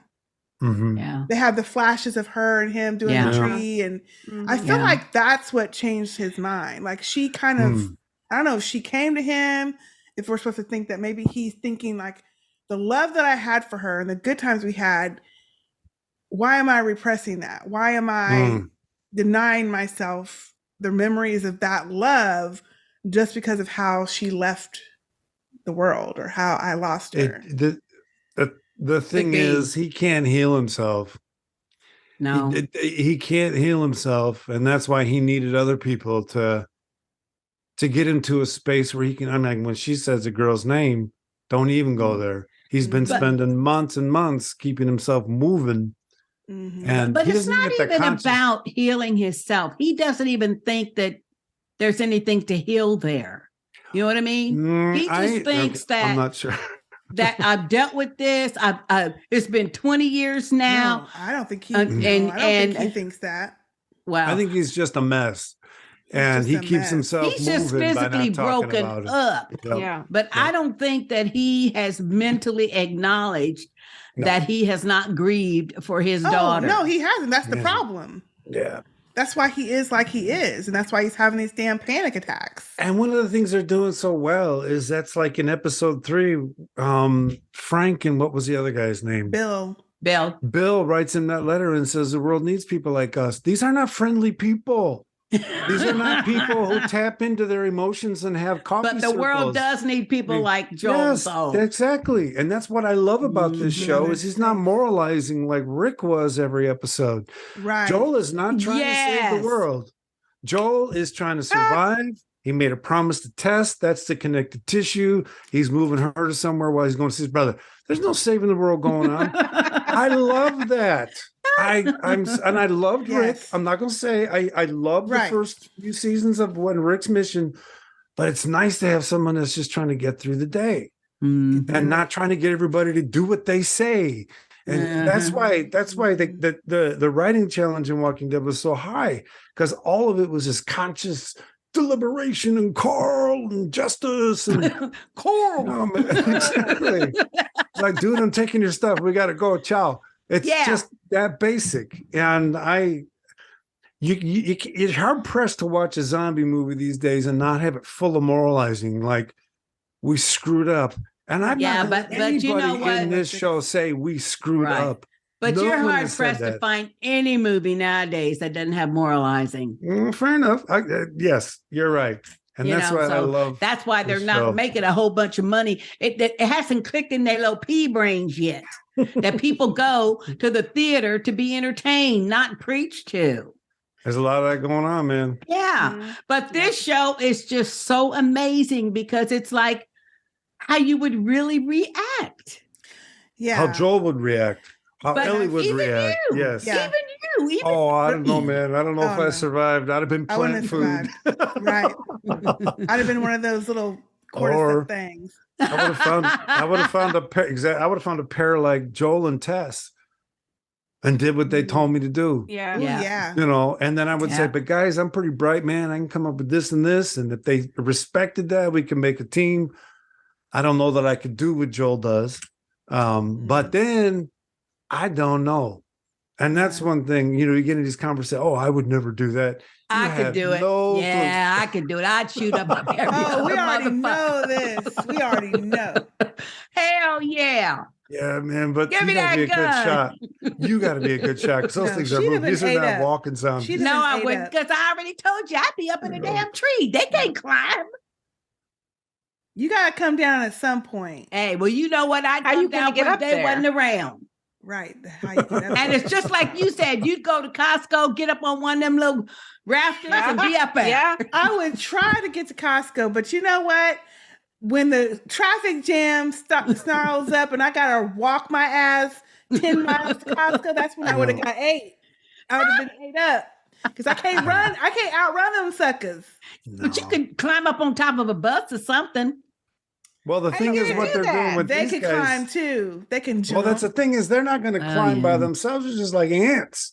One gonna dude's climb going to on hop, and then climb on someone's top going of to each climb on the other. other. Yeah, and, that's true. and you know, like they did when they came out of that hole, man. That Yes, was that was amazing. That was so Good. awesome. Yeah, they're just going to climb over each Okay. other. So the I next do think that night though, him remembering Sarah is what caused Yeah. him to change I think his so. I think you're right. mind about sticking with her. Now he says, "Well, I'm gonna let you have a choice. I was just gonna leave without saying anything, but then I No. thought you should have a." And she's like, "Yeah, come on, let's go." But Yep. you know what, though? I like the fact that he did that because that is true. So what that said to me was that he is respecting her as her own person.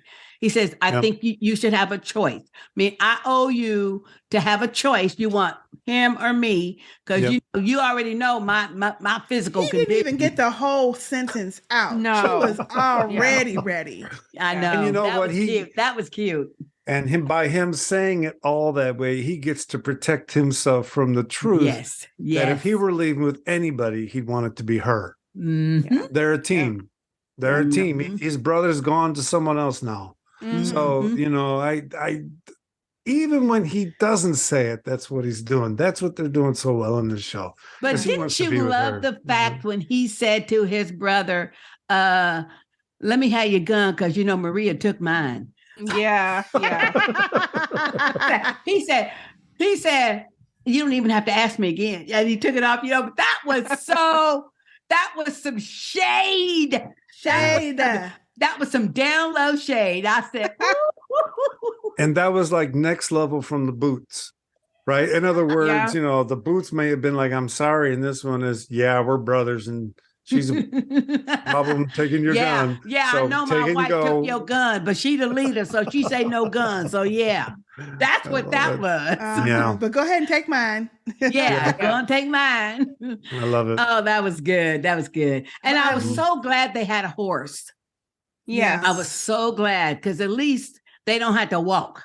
They can No, ride. Exactly. You know. Yep. I was also happy to see the scene where he is, after all this time now, she's been begging. He's showing her how to shoot a rifle, Yes, that was good. That which was a I great feel like scene. was another turn of him being like accepting that, okay, I'm going to go ahead and admit I like this girl. Yes, it was. Yes. We Yes. a team now. I'm gonna treat her like my equal and Yep. teach her all the shit that I would want to teach Sarah if she was with me. And Absolutely. they had actual conversations. He was talking Back. to her, Yeah. talking back to her. Yes. And when he used to says, with his you Sarah know, at the I first really episode. don't want to be a sheep farmer. I want to be Yeah. Yeah. a famous singer. I thought, oh Lord, have mercy. That was good. That was Yeah. good. Yeah. Cute. It was very Mhm. cute. So I'm gonna nerd out for a moment here. One of the things I study in the lab is how people engage in cooperative behavior. And it's Mm-hmm. usually not their bodies that are cooperating. It's the thing they're trying to do together in the world. And they're kind of planning what impact the other is going to have. And I Mhm. love how in this episode, they use all these objects, giving each other objects and sharing objects as a way to show how the relationship is changing. And at the end, when he's teaching her how to shoot, it's just the perfect combination of she can't get it there. he knows how to get it there, yet their bodies are kind of close so that he can show her how to manipulate your body to be able to do that. And I thought, those guys don't read my papers, the writers, but intuitively they get it. Just the way they used objects. I hate to sound like a total nerd, but all the boots, the horses, everything was done in a way to show the changes in their relationships. And I think that's an excellent observation. Yes. Excellent that's a nerd moment observation. from Sir Zombie Scotty, Allison. I love it. Nerdy, though. I think it's very observant, though. Observational. It's very observant. Yes. This is why people can play video games for hours with other people and feel like they're not alone. You don't need the body there. You're controlling an event together, and when you're playing that video game, you're planning what you're going to do in a relation, what you anticipate how your friends are going to do, and you're not thinking about their fingers. You're thinking about how they're going to change what's on the screen. So that's how Sister A and I are with our daily puzzles. That's true. That's true. Okay. That stopped me in my tracks. We do puzzles every day together. Every day, 4 different puzzles every day. Apart. Yep. For reals? Yeah. Yep. Oh, every so day. you're sharing a screen of a puzzle. No. We do them separately, but like some days she gets them like really quick and maybe I fail.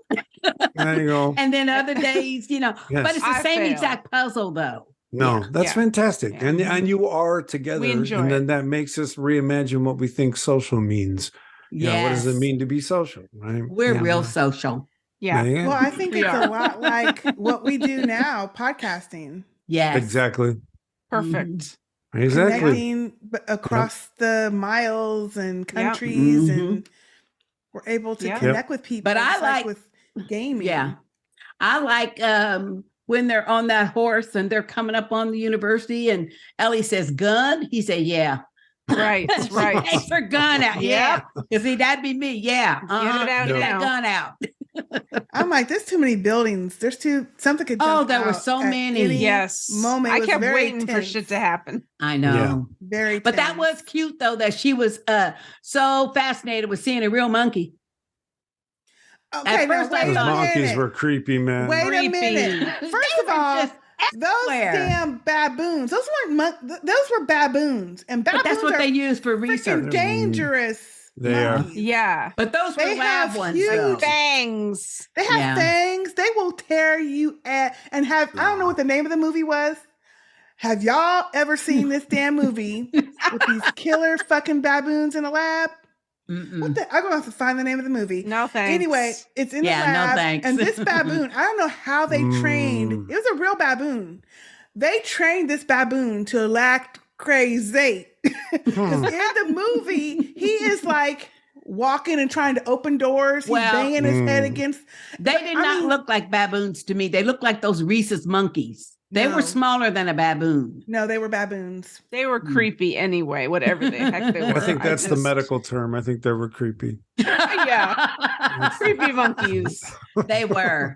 But they were I would have lab run. monkeys, so- I would have not let myself Thank stay you. anywhere near them Thank wild you. monkeys. They're You don't know if they're unpredictable. infected. And there was But a gang of them. There's like 20, 30 of them. Yes. But they all I mean, like most animals, so they ran. So you didn't have to run. They ran. Yeah, but those are real thugs, man. I mean, they're not going to even negotiate if you're in a... No, they're just gonna come and eat you. And they're Unless strong. you got bananas, you're And they're Best. very strong. And we don't know if they're infected. I'd have ran out. Right. I'd be like, you know what? Peace out, blah, blah. fireflies. Because why? Blah. Because how would the fireflies be there and them damn monkeys is running around? Exactly. It's obvious Well, they're not there. Exactly. Exactly. But they had to go check. Yes. They had to go check. Yeah. I'm not sure they had to go up into all those buildings, though. It's like, No. hey, who's here? Thank you. That's what It I was said. so suspenseful. I just kept waiting It was. waiting for something. to Good. happen. It was good. It was. It was Creep me good. the F out. But they did go up to that one room where they see more, like one lab, and they see more monkeys Yes. run out the window, thankfully. Mhm. And then they Mhm. start hearing people talking. Yes. The Mhm. Raiders. And those Yep. raider guys are there. And I'm like, Yeah, oh, there's Mhm. 4 of them. what's going to happen when they see the horse out there? Wait. That's what I Yes. thought. I thought, oh my gosh, they're going to get the horse. I That's started the first thing I thought. the minute the bad guy became a group of human thugs I just had intense Walking Dead vibes again. Yeah. Because what this show's done really well is keep away from. They've got bad humans in the show, but it's not like the Negan. It's not like that whole thing. Right. And it's like, oh, here we go. It's the bad guy crew. And well, but they were raiders though, so who knows where they came from. Right. So this was bad. Well, I want to know where the Fireflies are at. Like they left because Joel saw a packing slip. He said, "Oh, here's a packing slip. This is something that you make when you're leaving."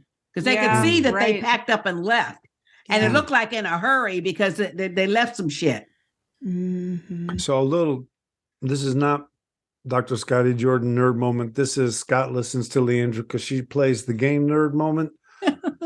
In the game, they leave all kinds of notes and letters of people who've been in places, and it fills in the backstory. So I think there are letters and stuff they find that explain why they left. Okay. Right. And there was no way to really do that in the show. So they didn't, but they did show that map. Yes, they did show that board. Right. Yeah, they did. And I'm sure that's why they had Joel pick up the packing slip and say, "Oh, this," and he's explaining to Ellie, "Oh, this is what you have when you're packing up to leave." So yeah. This is a mess, though. They get to the horse. This is a mess. That dude just comes up out of nowhere quick. Yeah. And I was thinking, okay, they gonna make it. They gonna make it until they look down and damn, he got stuck. Stuck in the stomach too. Knife in the stomach. Or whatever that spike thing was. I don't know if it was an actual knife. It was the baseball bat. They broke the bat. The guy hit the tree with the bat and broke it, and so he stuck him to the bottom half. I mean, that is a messy wound. That is not. That's I'm surprised. And he pulls it out. I was thinking, don't pull it out. Yeah. Haven't you seen ER? Right. Grey's Anatomy. Don't pull it out till you got somebody to help out. Yeah. No joke, man. But at least they got on the horse and were able to go. Yeah. Well, I'm thinking, but later as they're walking, of course, he falls the hell off the damn horse. Yes. How's she gonna get his ass back up on the horse? She's not. No. This is what I think. I think she's gonna drag him over to one of them trains. They're right by they're walking down the train track, and there's empty train cars. That's what I think is gonna happen. And if you notice, if you think back over to the right in the background is a farmhouse. But that looks like it's awful far away. Oh, damn, how many times did you watch this? Did you take a screenshot? I want to talk about that farmhouse. I always watch it twice.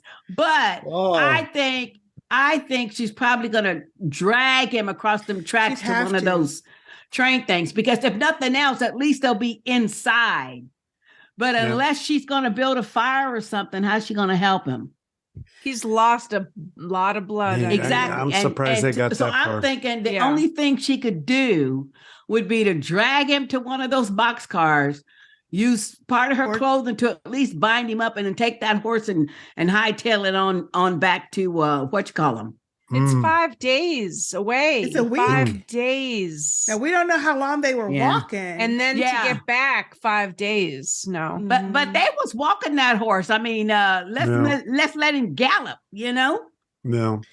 And this is what I was saying earlier. They've been killing characters every episode. They better not kill Joel. No, what I'm saying though is by doing that, I'm sure there's some people who experience this as a Ned Stark moment, right? Oh yeah. And whether or not he's, HBO likes that shit. Yeah, they do.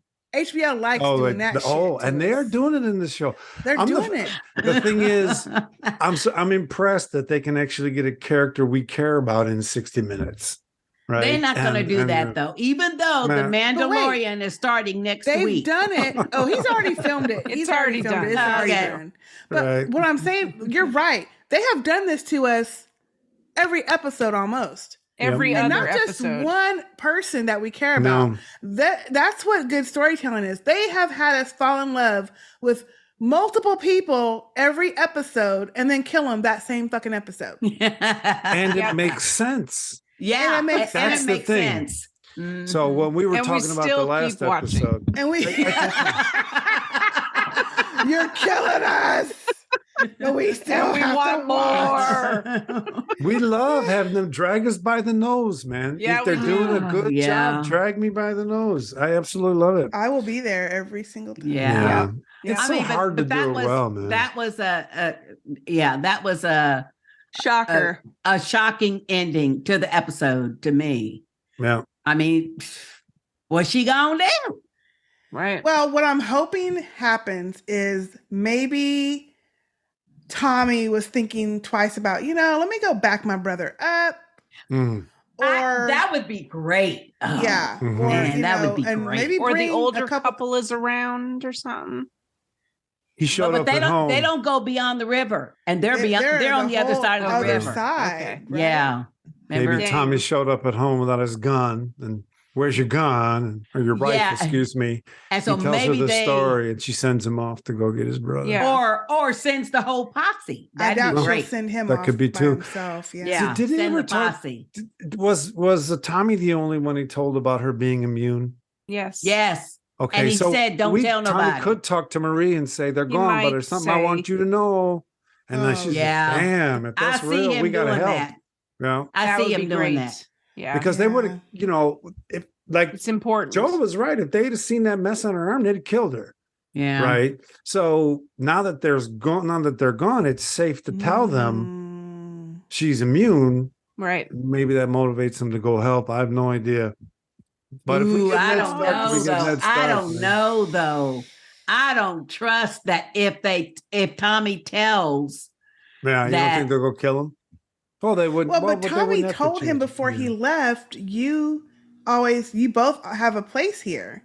Mm. Yeah. So if I can't see him then turning around and saying, she's know. immune. I don't I don't know. But I do feel like he's going to have a hard time keeping it from her. No. Yeah. She already We'll knows see. something's up, I think. Mhm. Because Right. when he came back into that movie house or whatever, and he just kind of turned his back to her a little bit. Yes. Like she Yeah. already was what? looking at him. Like, Yeah. She was Mhm. looking at him. She was And you studying have- him. You'll get it out of him. Yeah, Yeah. just explained her curiosity and her press with Ellie, because if she doesn't know the stakes of keeping Ellie alive, then why is this old dude so committed to this Right. girl? Mhm. Right. Right. And so she gets So these it could be he vibes. does tell her for that reason. No. Yeah. Yeah. Or like, Mm. my And that, brother's if always they saving did that, me. if they did that, it wouldn't feel unbelievable. Right. They did Yeah, all the but- right work here to Yeah. set that up. Yeah, here. but that's going to be a red herring because she done already had that conversation about be careful who you trust. Oh, Right. hey, Mhm. yes. The one person you Yes. put your faith into. Yes. uh-huh, No, the only people who can betray you are people you are the care people about. you trust. Mhm. Mhm. My attitude is bring it on, make it messy, because they've done so much good work with. We put words on what we think these people are doing, and there's a whole bunch of other things that they're. I just love it, Yeah. right? It's so Yeah. hard to do that well, and I make think it the messy. only thing that's going to help is they're going to have to somehow get him back to that town. Yeah, he's That's going to it. go back. She's going to have to figure out a way to drag his ass, like get something and drag him back, or I see they her meet going them for help. halfway or something, something. Yeah, Yeah, maybe she goes to try to. I help. see her going for help, and then maybe they've sent either a posse It or Tommy or runs into somebody to go back him up, and they kind of meet halfway or something. Yeah. But yeah, Mhm. because but she's going to drag him somewhere. He's not going to just be out there because it's too cold. No. Yeah, it's too So, cold. He would die. Yeah. I say that little one of those train box cars. That makes Or those sense. houses that were behind there. Mhm. Over to the Yeah. right, a little far behind that the right that railway. you said. Yeah, but y'all completely missed the house behind that one. but not when no. Near the back and fire look. hydrant. But not when the box car is right there. They're at the tracks.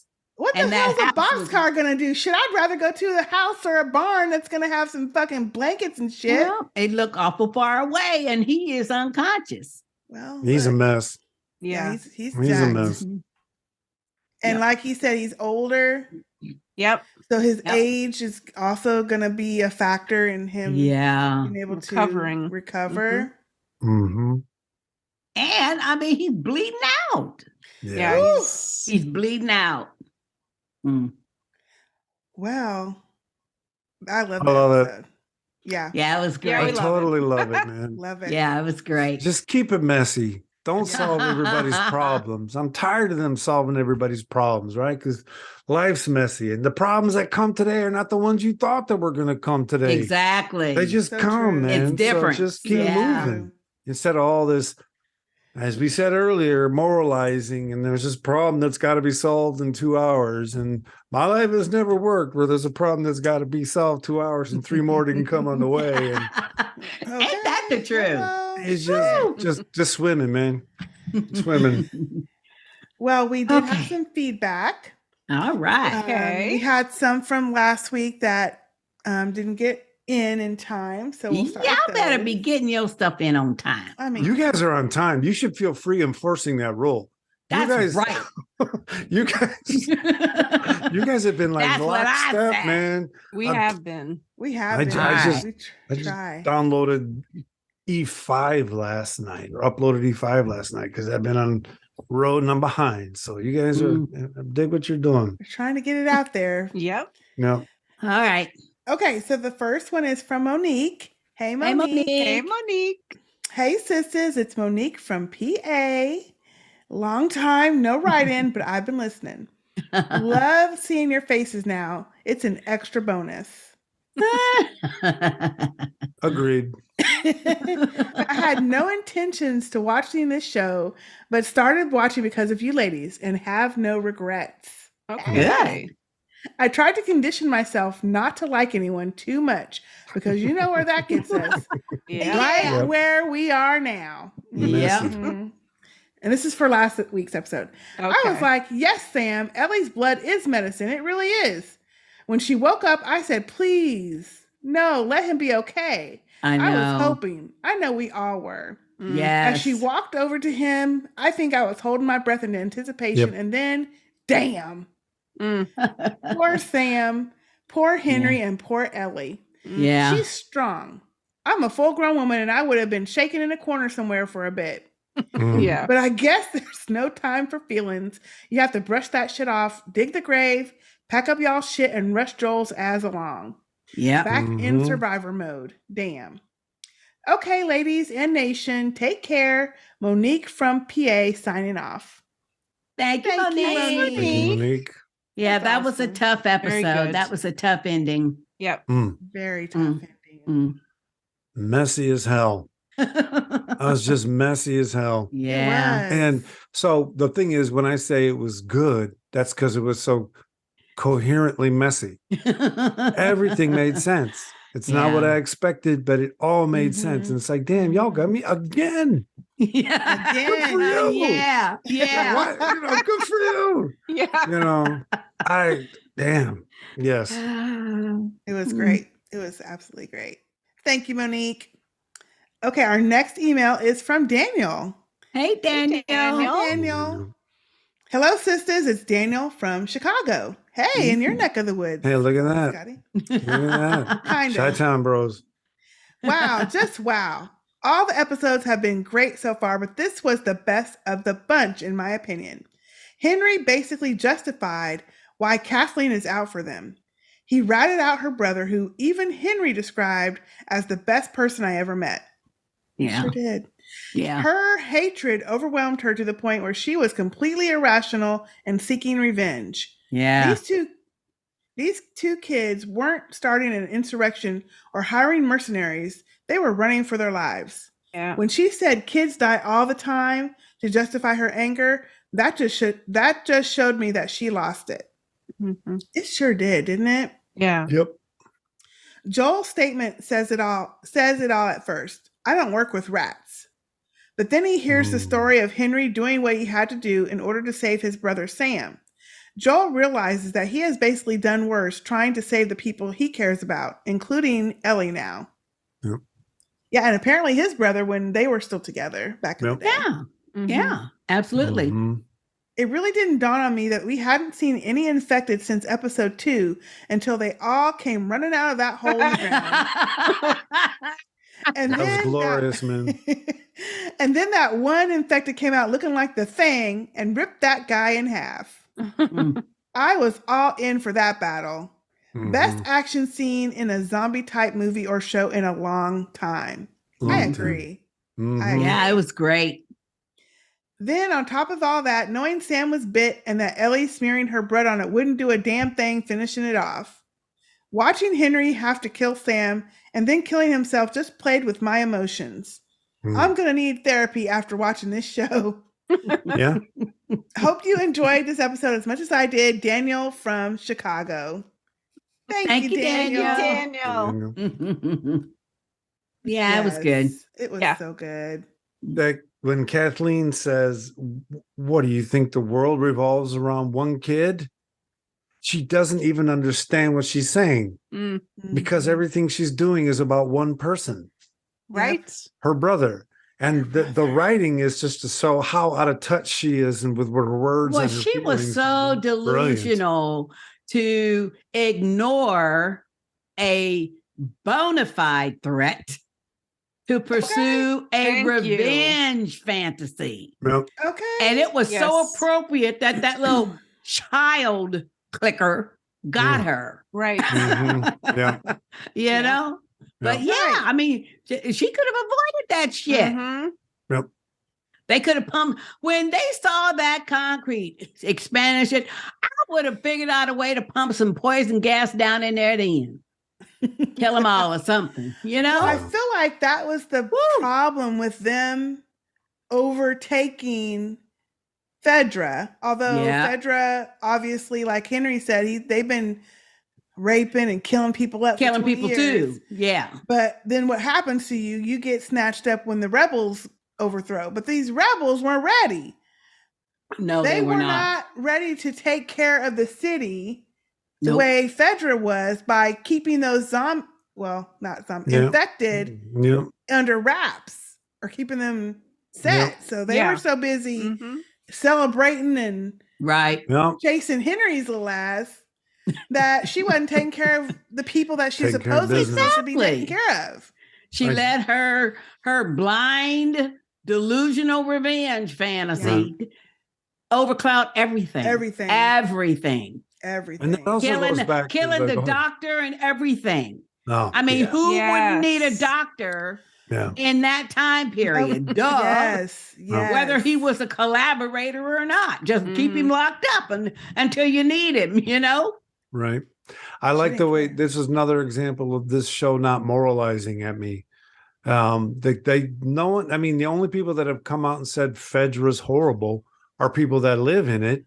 Yes. But the writers aren't telling us that Fedra was horrible.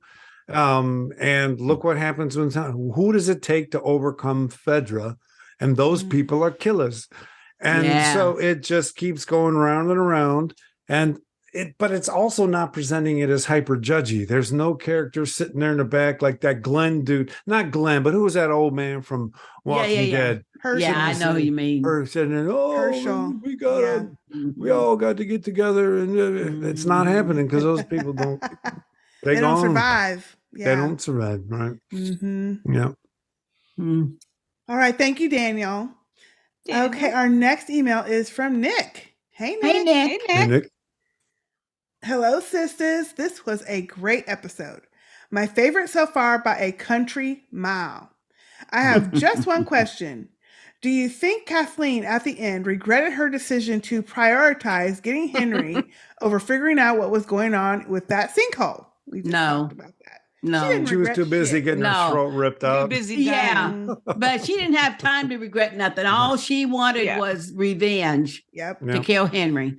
Yeah. My guess is no. I think she wanted to kill Henry and Sam much more than she wanted to survive herself. Exactly. P.S. I would eat that fungus provided I was desperate enough for food and I could cook it crispy over an open flame. What?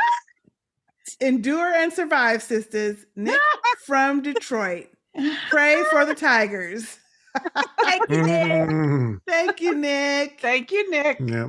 Oh my gosh. He probably is. He probably's talking about our conversation we had about mushrooms. Because I mean, mushrooms are fungus too. So we had that same conversation about the strawberries. Mushrooms. Oh, the strawberries. Well, yeah, someone on our show said, "Why the hell would you eat anything unless you cooked it?" Right? And, That's a good point. That's a good point. So point. we had an argument about strawberries. What did you say? What did you say? Well, the thing is, we have to trust that these people have 20 years of knowledge, right? Okay. And so it looks like the mold, the fungus, is basically spreading itself through human colonies. So it's not like just growing everywhere. But it does grow in the ground, though. Yeah, it does. And so I was actually trying to comment on how much I just like the scene at a human level. And then, no, but, dude, man, don't even. Then I can't disagree. At the same time, there's a certain amount of lived knowledge that you're going to have 20 years later about what you can eat and what you can't eat. That's true. And so they may have, there may have been people who tried a lot of stuff and got infected. And they stay away from that. Yeah. So I was just saying, I think the writers knew what they were doing. I don't think they would have had them eating strawberries if they didn't, quote unquote, have some folk knowledge by then that they were okay. Yeah. But I still understand. And they did grow them. They did grow them in their own dirt. Yeah. Yep. However, we've already seen, though, that the fungus has a little network under the ground. Mm-hmm. He didn't have any infected around that city, Bill. That's the thing is those coming out of the ground are connecting to the human infected. Right. In the second episode in Boston, they came out. So I don't know. I mean, we'll see. But yeah, I got in an argument about strawberries. I ain't eating none of that shit. Nope. No.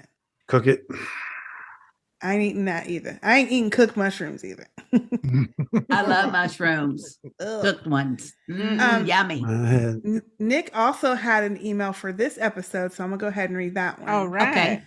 Hi, sisters. I hope you all are doing well and not too bummed that we are closer to the end of the season than we are to the beginning. I know. I just realized that today. Yeah. We realized 3 episodes. That's it. No. And is it going to take 2 fucking years to get another season? I hope not. Read his email. Okay. Damn. You get little tired there, boss. I got sidetracked. Although I did enjoy episode 6, one thing kind of rubbed me the wrong way, and it has to do with Tommy. Why come did Tommy fail to acknowledge his fault in causing Joel to travel all that way from Boston to Wyoming, risking his life and losing Tess? All Tommy had to do was use the radio one time to let Joel know he was fine. We said that already. And that's what the boots were for. But he did not, even though Tommy had to know, given the history between the brothers, we said that too, that Joel would have come looking for him. Yeah. To my mind, that's just bad brothering on Tommy's part. You know what, though? I mean, I can agree with Nick there, though. Because he knows his brother. Yeah. I thought Joel had a legitimate beef in the realm of their relationship. Right? Yeah. Bad Tommy, but congrats on your and your wife's upcoming baby. One other comment. Now, this is a whole nother discussion we've had when we did The Walking Dead, was who's trying to get pregnant right now in the fucking apocalypse? Yeah, but they living in a city with running water, food, so they electricity, everything. So medication. They might have a hospital and a jail. Okay. Yeah, but condoms may be hard they're to going to find, get found out and stuff. I mean, condoms is probably hard to find. Yeah. Yeah, you're probably right about that. Just saying. And you know what? They had running water, so they was clean at least. Yes. Yeah. So, one other comment, and this is going back to episode 2 and the fungal kiss. I originally thought Tess stood still for that kiss because the fungal infection was controlling her. But if that were true, why was Tess able to operate the lighter? I think what really happened is that Tess played possum, gaining herself enough time until she could finally get the lighter to work. Well, yeah. That's some really badass heroism. Hope this wasn't too long, Nick from Detroit.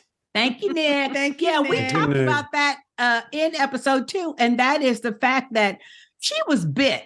She was going to be infected and turn anyway. So that's why she stood there, because she was going to work that lighter. I loved that scene because it showed that the only reason clickers chase you is because you're running. Right? They don't chase you if you're not running. And so she just stayed there calm. He sensed her and just slowly walked up to her. He did slowly walk up to her, though. He didn't run at her. Yeah, and I thought that's pretty cool. No, it also gave him that drama of her sitting there taking that kiss and playing with the lighter. God, man. That was so nasty. So nasty. That was so nasty, creepy.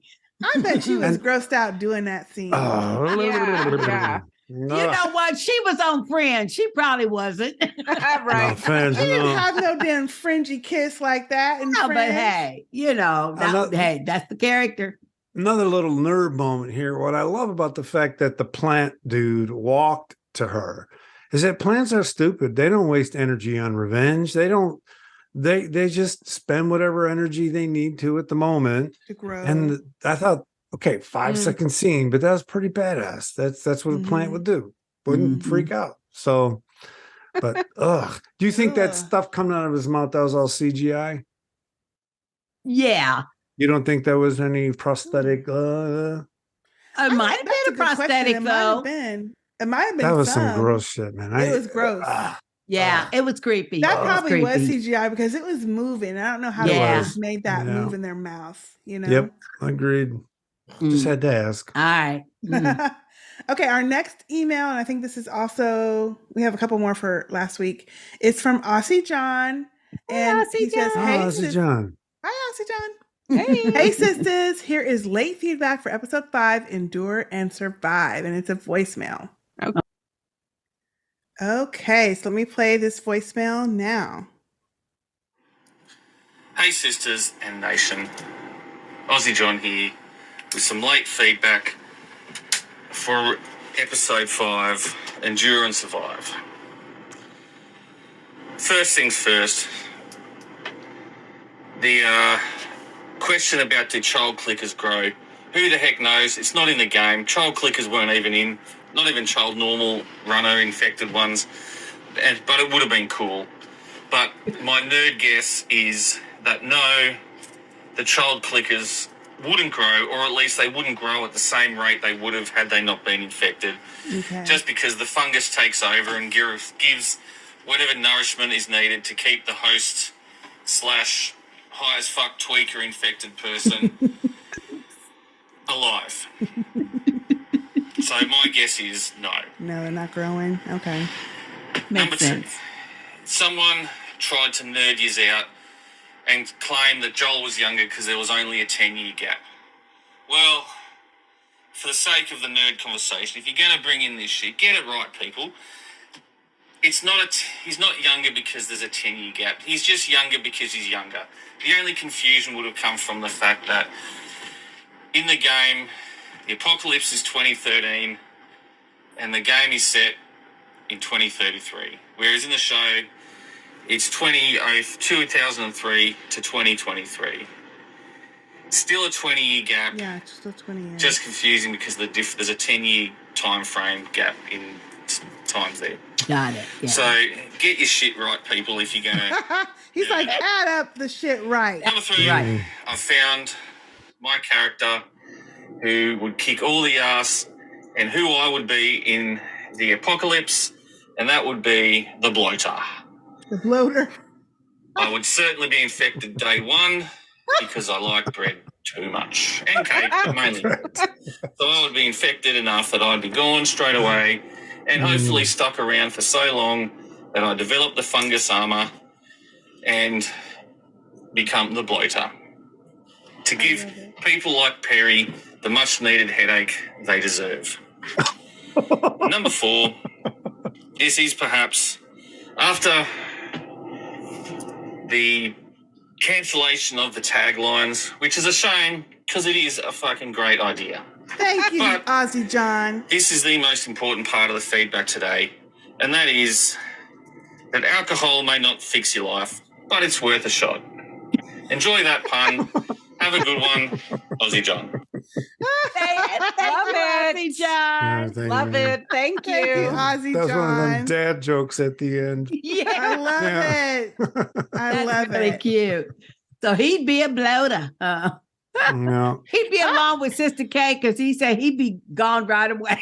Yeah. No, he said he would have been infected with the bread because he'd be eating the bread. Right. Exactly. Now, you know Yeah. what? You're probably right. That's probably what would happen to me. I would have been eating some bread or something, some rice, something with some grain in it. Yep. And I would have gotten infected and been like grandma in the little wheelchair. Ugh. Mm. I don't eat much bread, so I probably would be okay for a while. Either that or I would have got ate up. It's been one of the two things. Thank you, Aussie John, for that voicemail. And I'm with Thank you. you. I missed the taglines. They overruled me. Next.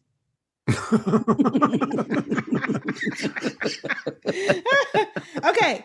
And our last one from last week is from Shane. Hey, Hey, Shane. Shane. Hey, Shane. And the subject line is My L Conspiracy Theory. Ooh. Uh-oh. Uh-oh. Hey, sisters. I love that I have another show to watch with you ladies and listen to your podcast about it afterwards. I'll try to make this quick. I have a conspiracy theory in regards to Elle's immunity from the cordyceps. Okay. I think she was probably created in a lab of sorts to have that immunity. Oh. Interesting. And I Like a think- clone or something? Or like an Yes. experiment Okay. that And I survived. think that the bite on her arm was done in a controlled environment to test if she actually has that immunity. And by controlled, I mean they, fireflies, probably set Ellie up to get bit and make it look like she was properly attacked, but they shot the clicker before it could kill her. Because she was an orphan who I don't think remembers her parents. And Marlene told her she had sent her to that school when she was very young, which she did say that. She did But say that. But they were testing her when we first met her in the first episode, which I assumed meant it was a kind of recent bite. Does this sound crazy? Thanks for making great podcasts to look forward to. Shane in Portland. P.S. Sorry, I couldn't figure out how to send a voicemail. I'll work on that for next time. Okay. Thank you, There you go. Shane. Thanks, Shane. Ooh, that's know what? interesting. That's a Very very interesting interesting. theory. And I that's the don't- prequel.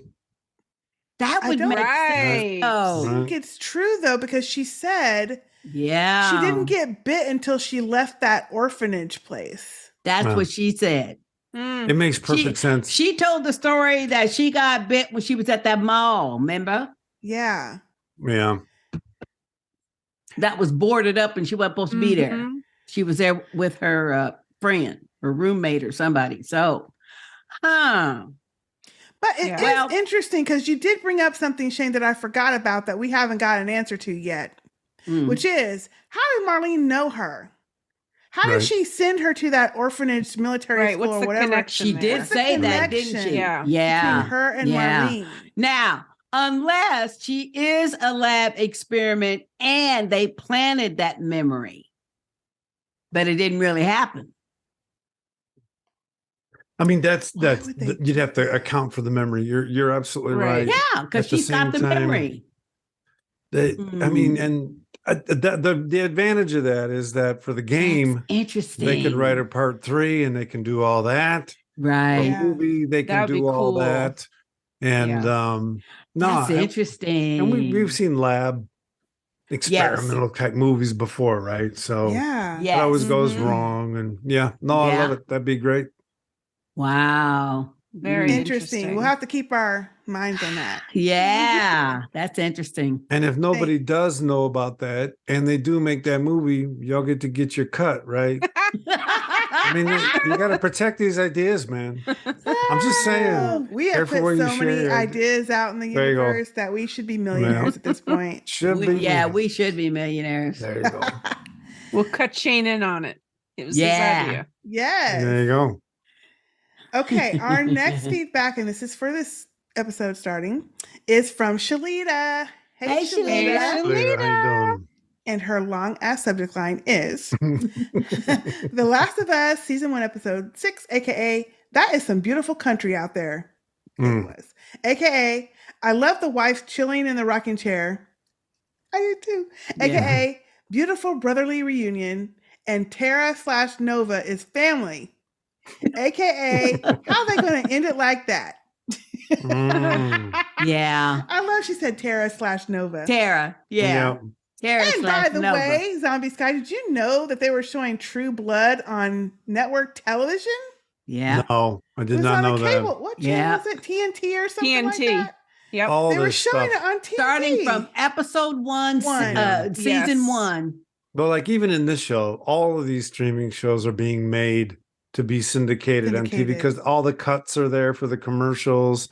The thing is, what are they going to do with these episodes that are an hour and 15 minutes long, right? I mean, how do you make it 2 hours? Are you going to cut them? What are you going to do? Man, there's so much money being collected from all this stuff, and they keep jacking up my stream rates. Right. You're right about that. Damn, how greedy can y'all be? One of these people needs to come out and just be Santa Claus, and say we're never going to raise our rates for 5 years. Yeah, because Paramount Plus is going to raise their rates now that they're merging with Showtime. Their rates are going to go up. Yeah, it's just no one's out there being the Santa Claus. Well, that's not the point. The point is that Paramount's going to raise their rates. Keep conglomerating and right because they have absorbed Showtime. Rates, They're just asking people to share their shit. Right. Yes. Because people can't. We are trying to cut the fucking cord, y'all, and y'all are putting us right back to cable prices. They are. Yeah. And then you're going to buy the $200 a month bundle. Nope. I mean, that's what they're going to do. No, I'm going to. They're going to jack the prices up. Do what a lot of people do. Look, there's an algorithm here. It's how you get people addicted to drugs, man. You give them free stuff, easy, and then you pull them in. Yes, and you just pull them in. Right. And look, man, we are being pulled in. This content is intense. Scott didn't hear that. I didn't hear what you said. What'd you say? Bootleg. She said the B word. Oh. Bootleg. Oh. I got you. They're going to cause people to do that. People are already doing it. Of course they are. My gosh. Sharing shit left and right. Man, I'm a huge anime fan. Yeah. And because I don't break the law, I can't keep up. See? But all the people I know who love anime, they said, dude, I can give you a link. It's like, no. There you go. Send me a link. There's a market for that. I mean, it's just like any other ecology, right? Just protect it. Just protect the source. That's how I say. Yeah, because somebody disclosed a link on a show that we screwed up our show and screwed it up. Now I gotta go find another way to do it, and it's that's why the other way like, glitchy as hell. No one's being Santa Claus, man. This is a perfect time to come in and say we're going to do this for $10 a month, no commercials. Yeah, because I really would like to do a rewatch of Dexter, but it was on Showtime. So hey, so if Paramount Plus starts re-showing Dexter, I'm there. Don't be surprised if it's got commercials in it. I know. I was watching a show last night. Our Flag Means Death. It's a wonderful comedy, one season. I watched it without commercials last time I saw it, and then now it's on HBO Max with commercials. Commercials? Yeah. Like real commercials? Yeah. Well, you know how they do on streaming, right? They just insert them at the cuts. But they're real commercials, and it's like HBO Max. Wow. Well, I don't want to. I could pick the $6 a month plan with commercials, or I could pick the $10 a month. It is like, okay, so I went cheap and I paid for it because I get outraged when I gotta watch. Yeah, I don't like that either. I don't like that. And the fact that I already paid for it. Yeah. Right. What the hell are you charging me again by making me watch this? But they don't care. It's crack. And they're selling it, and they know exactly what they're doing to us. We are. Oh, yeah. No, we're not going to stop. We're buying it. We're addicted. Yeah. Okay, Shalia, we're going to actually read your. Yeah, exactly. Sorry about that. Got sidetracked. Angry old man here. See, we get sidetracked easy though. No, we I was were all talking on about that how one. True Blood was on TNT, Yeah. and then TNT, we went yeah. off. Hey, Yep. sisters. Hope y'all are well. It's another Sunday of The Last of Us being good TV. Mhm. Well acted, well written, etc. But how are they going to end the episode like that? I know. I'm not a gamer, so I have no idea if Joel survives or not. They're killing me here. Plus, he's having panic attacks or maybe heart attacks. Why can't that grouchy ass man get a break? That's basically it. Love seeing Rutina Wesley on my TV again. Yes. I'm totally the rocking chair lady from Northern Exposure. That's it. See? Yes. Thanks, Shalita. She's totally the rocking chair lady. Ellie got to take another shower after 3 months and got a diva cup. Yep. I knew things were going too well. Of course, Joel gets shivved. Can't we ever have nice things? No, we can't. Okay. Not with HBO. On They this want to show. always Nope. do it. I No. know. Okay, that's it. Can't wait to listen/watch the podcast. Until next time, Shalita from Philly. P.S. Thank you, Shalita. Oh, P.S. Forget the fireflies. That town has electricity and hot water. Yeah. I'm saying. yeah. I Thank say you, with you, Shalita. Thank you. Thank you, Shalita. Ah. You say, come on, communism, huh? There you go. Mm-mm. Yeah, I really did like that lady. Hopefully we see that couple again. Yeah, At I some think point. so. In a positive way. Yeah. You know what I'm saying? Yes. Yes. That's the closest we've gotten to comic relief You're in right. this show, you know? Mhm. And it was totally cool. That's good. When the comedy isn't about the dark stuff, right? It's just Or two it's people. not forced either. Exactly. Yeah. Exactly. It's hard to do, and they did it well. Yeah. Mhm. Okay, our next piece of feedback is from Goody Roop. Hey, Goody. Hey, Goody. Goody Roop. Hey, sisters. I've missed the past couple pods, but I'm back, baby. Well, we only had one full episode with Melanie Linsky. Yep. Sorry about Yeah. that, Goody. She played a great villain, though, but again, it seems like we meet new characters and they die soon after. Mhm. Yeah. So for this last episode, I love that couple in the cabin so much. I'd watch a show with just them. I'm with you. Yes. Breakaway stars of the episode. Yeah. Spin off. Well, I guess the girl is the true protagonist now. I love all her chitter chatter. And here and have since we met her. Okay, me and you, Goody, we're in the same place. Yeah, well, you go ahead, Goody. Yeah, In you terms go of teen, and Goody knows she's a teacher. In terms of Yes. teens, she could be saying a lot worse. Laugh out loud. Mm, So I find her naivete endearing. mm. Oh, and how about Rutina Wesley, aka Nova, aka Tara? She'll always be Tara to me. Riding up on riding up on horseback. Hell yeah. Hope we see her again. I'm loving the episodes, y'all. And I mean both The Last of Us and, more importantly, the Sistah Speaks episodes. Aw.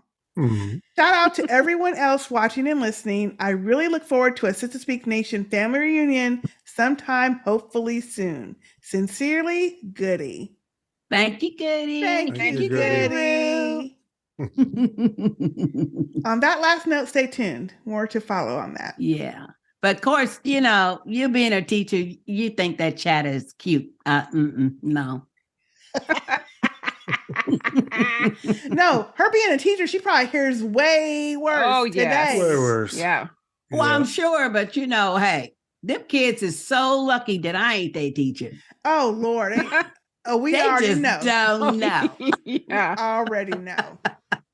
Yes. Yeah. Mm. Okay, Mm. our next piece of feedback is from Dina. Hey, Hey, Dina. Dina. It's been Dina. a minute. Yeah, I know. It's been a while. Hey, sisters, here is my voicemail. I hope it works. Sorry it's so low. I was creeping at work. Laugh out. Okay, hopefully it's not low enough we can't hear you. Let me play it. Hey, sisters. This is Dina. It's my first time leaving the recorded feedback. I just wanted to say I really have enjoyed listening to the Last of Us podcast episodes. You guys are awesome. This is such a great show. I really enjoyed how they tell the story and how the acting is like turned up. Like, oh my gosh, it's so good. First, I wanted to just kind of hit on, all the tears I cried watching the Bill and Frank episode, or as somebody said in previous feedback, Bill and Ted, and how that just affected me. It was a beautiful story. And I just knew. I was like, okay, so they're playing with people's emotions. They're going to come with some more fuckery. But what I didn't see coming was that Henry and Sam story. And they made it all the way to the end of the damn episode just for death, destruction, and mayhem to happen at the very end. And in 2.2 seconds, I was crying like a baby. Like the tears came so fast that I was shocked that I was crying. That's how fast I could start crying. But anyway, on to the next episode, 6. I like the Native American couple in the beginning. They were really cute. Also, shout out to Rutina Wesley for coming back to HBO for a little hot minute. The episode was good, but it was, very, emotional because Tommy and Joe got back together and everything. It was a little tense and everything. I'm glad they found each other and kind of worked their stuff out. That commune was amazing. Alexandria and Hilltop on The Walking Dead could definitely learn how to put together a community. Yep.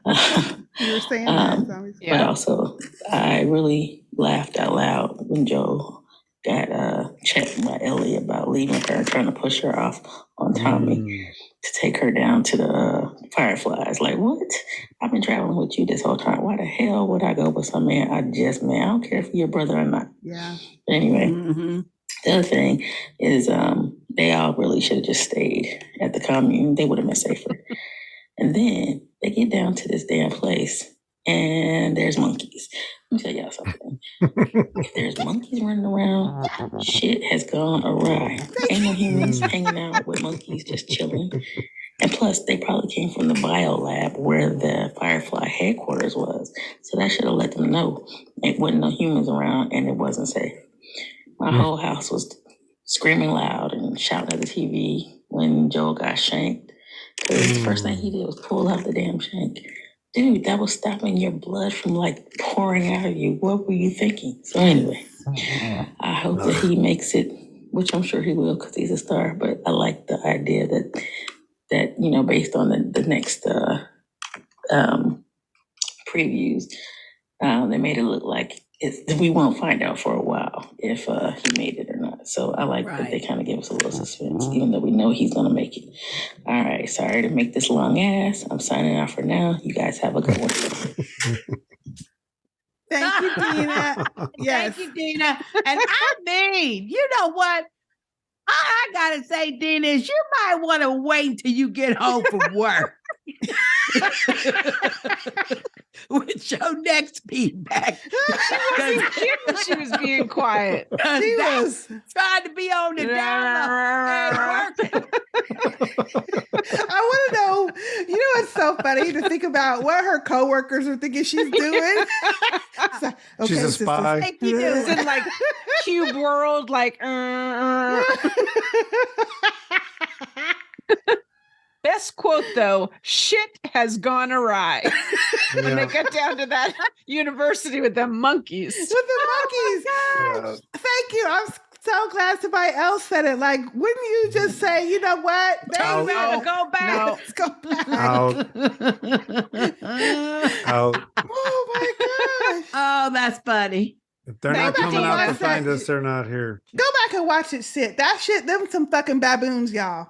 I'm gonna go back and look because But you would think that a person in Joel's position who has, killed people and been scrounging for materials and stuff would know better than to pull that out of his stomach. Right. And then bleed out. Yeah. Damn. Damn. He works construction, right? So someone probably got stuck with some Impaled rebar at some somewhere. part. Yeah. Yeah. So anyway. Thank you, Dina. It was so good to hear from you. Even though you was on the DL at work. Yes, literally. You were trying to be. Trying it. Okay, our next piece of feedback is from Ari. Ari DC. Oh, hey, Ari. Hey, Ari. DC. All right. Ain't All no right. side titty, is it? I don't Here comes know. some side 'cause titty. Shit. We'll see when we read. And the All subject right. line is The Cast of Us, now with every actor from the Sistah Speak podcast universe. Yes. Yes. Hey, y'all. This episode was very good. Yeah. Side titty note. There you go. Side titty note. I'm OG and remember when certain type of people used to leave rude iTunes reviews saying the host didn't know English because they mispronounce words and say things like once again. Say it, Sister J. Once again. And welcome. Wow. I've said before, the sisters don't mispronounce. They cis-pronounce. That's right. And I love it. Similarly, I don't articulate. I articulate. Oh, Lord, have mercy. I love it. However, point taken that my writing can use extra crispy gay vernacular / exaggeration that is difficult to decipher. Is that what it was? Because that extra crispy, I was not getting that shit. That was tough. Yeah, it was tough. It was tough. I need some phonetic spellings next time. Yes. He says, I'll try and bring it down to a pan-seared level of gay or lower for the future. In the meantime, Peebo left a voice clip on his thoughts. Uh-oh. Okay. He blushed light-skinnedly at your praise, so he's at it again. 5 stars, REDC. Oh, you're giving yourself 5 stars, Ari? Okay. No. He giving that to Peebo. Oh, to Peebo? Okay. Let me play this. Tonight, I celebrate this episode. Of course, I loved the other dog they showed. But Daddy said that there were others online who hate the color of that Maria's skin. Oh, they did? Well, tonight, Maria's played by someone black.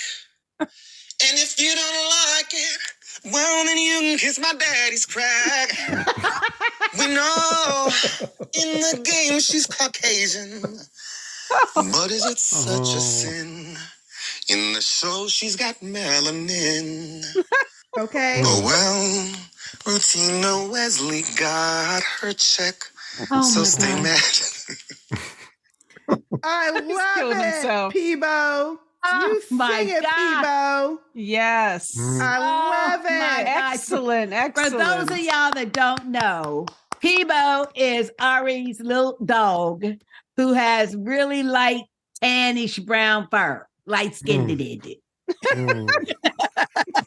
But wait a minute. I did not. Okay, so I'm lost because I didn't go online apparently enough. But I Yeah. did not know people were up in arms Yeah. about No, I Maria mean, being come on, played people. by Yeah. Rutina Wesley. Right, because she's dark brown skin. She's chocolate. I mean, And the character in the game is Caucasian. Well, we know. Well, look, I just overlooked that shit. One of the advantages of having this social media is that no one can pretend the idiotic hate ain't out there. Exactly. That's It so just true. speaks its truth. We see it. Mhm. So at least it's not hiding. Well, You but know? these are people, but let's be real though. It's only people who are living down in mommy's basement who don't have no Uh-oh. jobs and nothing else to do. So they get on social media and say the stupid shit. Yeah. But they certainly ain't gonna come and say it to me No. with my light-skinned black self. No. Yeah. It's ridiculous. I mean, it's just ridiculous. stupid. there But we isn't have to anything live with that goes shit on. all the time. ignorance. It's It's ignorant. ignorance. It's ignorance. Anyway, thank you, Ari. Thank you, Peebo. Yeah. Thank you, Ari and Peebo, for that very Thanks to both. creative. Yes. take. Love the voice. Love Yeah, it the all. voice is really good. Love it. Fantastic. But And the his writing. little doggy is really Yes. cute. He's Yeah. really cute dog. Yeah. Okay, our next feedback is from, you're going to love it, Tammy. Hey. Oh, This is old school Tammy. Tammy. Whoa. With her husband, Andreas. Hey, Andreas. Okay. Man, we haven't heard from y'all in a long Not time. in a long ass time. Wow. She says, Okay. oof, I did not expect to love this show so much. And I love it even more now that you are covering it. And then she has a voicemail. Okay. Hey sisters, it's me, Tammy. How's everyone doing?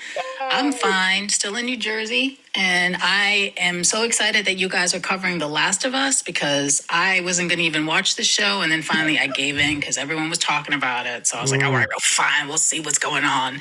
And I am hooked. I'm talking about the episode 6 of this season, and it is a roller coaster. One heartbreak after another. We see Joel has having like panic attacks. That's what they are. I first thought that he was like, oh no, his heart is going to give out. Oh no. But then panic attacks is what he's having. And I know from experience, those things are not fun. Yeah. But it's just seeing Joel breaking down like that, talking about Ellie, afraid to lose her. We got to see Tara from True Blood. Oh, she's looking really good. Yes. But I'm just on edge every time because I expect them to get betrayed at every turn, and it's killing me. But I love this show so much, and I get it now about Pedro Pascal. I get the thirst. Okay. I get it. All right, everyone. Talk to you guys later. Bye. Bye. Bye-bye. Thanks, Tammy. Thank you, Tammy. I get the thirst. That He sounds is like a looking chapter good in a book, his- man. Oh, yeah. Oh, that would be a great chapter name, wouldn't it? It would. Yeah, I get the That thirst. thirst I is love it. real. That thirst is He real. is doing such a good job, though, in this Yeah. series. And he's just always had presence. Yes. Right. What was it? Narcos? What? Yeah. There was a series. Yes, did? he was in Narcos. Yeah, he Fantastic. was. He's always had presence. Yeah. Mm-hmm. Ooh. Oh, but I mean, for those that haven't seen him and The Mandalorian, Oh, I yeah. don't even know it's him until way almost You to the don't. end of the series. But just the swagger and everything is just I like the so- voice. The voice. To me, it's the Yes. voice. The But voice. then when When he he finally talks takes through his the helmet mask. off, you think, Yep. yeah, that's Okay, it. you know Yeah. what? I was kind of like, don't take it off. Like, I'm always at the Right. school of don't take the helmet off. Like when Yeah, well, Darth Vader took the helmet off in whatever that No. third movie, thing was, yeah. I was really upset by that because I did not picture him. I didn't want to picture him like that Mhm. wrinkled up, old, Yeah. decrepit Yeah. dude that they ended up showing. Egghead. Yeah. And the longer Right. you keep the helmet on, the stronger the but thirst in The gets. Mandalorian, Yes. there was a Same. reason why he You're had right. to take it off that one Yeah, he time. did. I There was do a know. reason, yeah. I do Yeah. know that. But I So- still enjoy it with him with the helmet. Well, he won't be taking it off in the next You don't think so? season. Mm-mm. Hmm. Nope. We'll see. Thanks, Tammy. And Thanks. oh, it was Tammy. so good to hear your voice. Yes. It's been so long. Been missing ya. I bet you them kids is grown by now. Oh, you know they grown. They Mm. grown. Hey, can I ask you guys a question? Mhm. Do you think COVID and shutdown kind of had an impact on people's listening to the podcast and such, even though it was on their computers or on their phones? In other words, are you having people come back to the show post-COVID that you didn't hear from before COVID? And you can edit this out if you want, but I just think No, when the not shutdown, really. it wasn't, because it wasn't Yeah. just a shutdown of where you Right. were. It was Not shutdown, really, yeah. because we always had basically our same listeners following us from show to show to show. Okay. And there are some people who just don't like sci-fi, so they don't watch sci-fi. Right. Some people don't like drama, so they only watch horror or something, and we don't do that. And our reality TV, that there are some people that watch certain reality shows but not the others, and so we basically had people follow us around. Which we love. And pick up new people. Yep. I do think there are. I don't think it was because of the pandemic, though. No. I think it was more because of what we were reviewing, what we were talking about. Yeah, because we didn't have like our signature staples, like our True Bloods and Walking Deads and Game of Thrones. Game of Thrones is over. Yeah. Yeah, until we get those, when we get those staple universally loved shows, that's when we see. But we also just recently started like maybe the last 3 years of video, so used to only be audio. Yeah, fair enough. Yeah, but not everyone gets that. It's usually that's reserved. Y'all are getting a treat. Y'all just don't know. Y'all are getting a treat to see us right now on this podcast. Well, we started with Snowpiercer. Yeah. Well, but this is usually, the video podcast is usually reserved for our patrons. Right. As an added benefit, because we, certain shows we do say, let's go ahead and give it out to the folks. Right.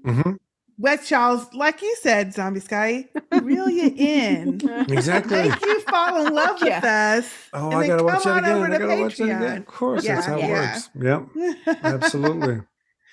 So, but yeah, it took us a while to get to video. But now that we're on, and that was COVID based. Yeah, we started that in 2020. Yeah, you're right. It was Sister A. It was during the pandemic. Yeah, you're right. I think too, because we weren't able to do our reunions. Yep. And we wanted to see each other again. Yes. Because we weren't able to. And we said, let's just do it. Yeah. And we haven't gone back. Because Vegas was 2019, right? Yep. Yeah. Yeah. So that's the last time that we all got together. So. We still haven't seen each other. No, we haven't. Not in the flesh, but we see each other all the time. Yeah, but it's hard when you can't hug each other and stuff, you know? Yeah. Yeah. Yes, that is a problem. Yeah. It really is. So stay tuned. Yeah. Stay tuned, everybody. Hint, hint, hint. Something's coming.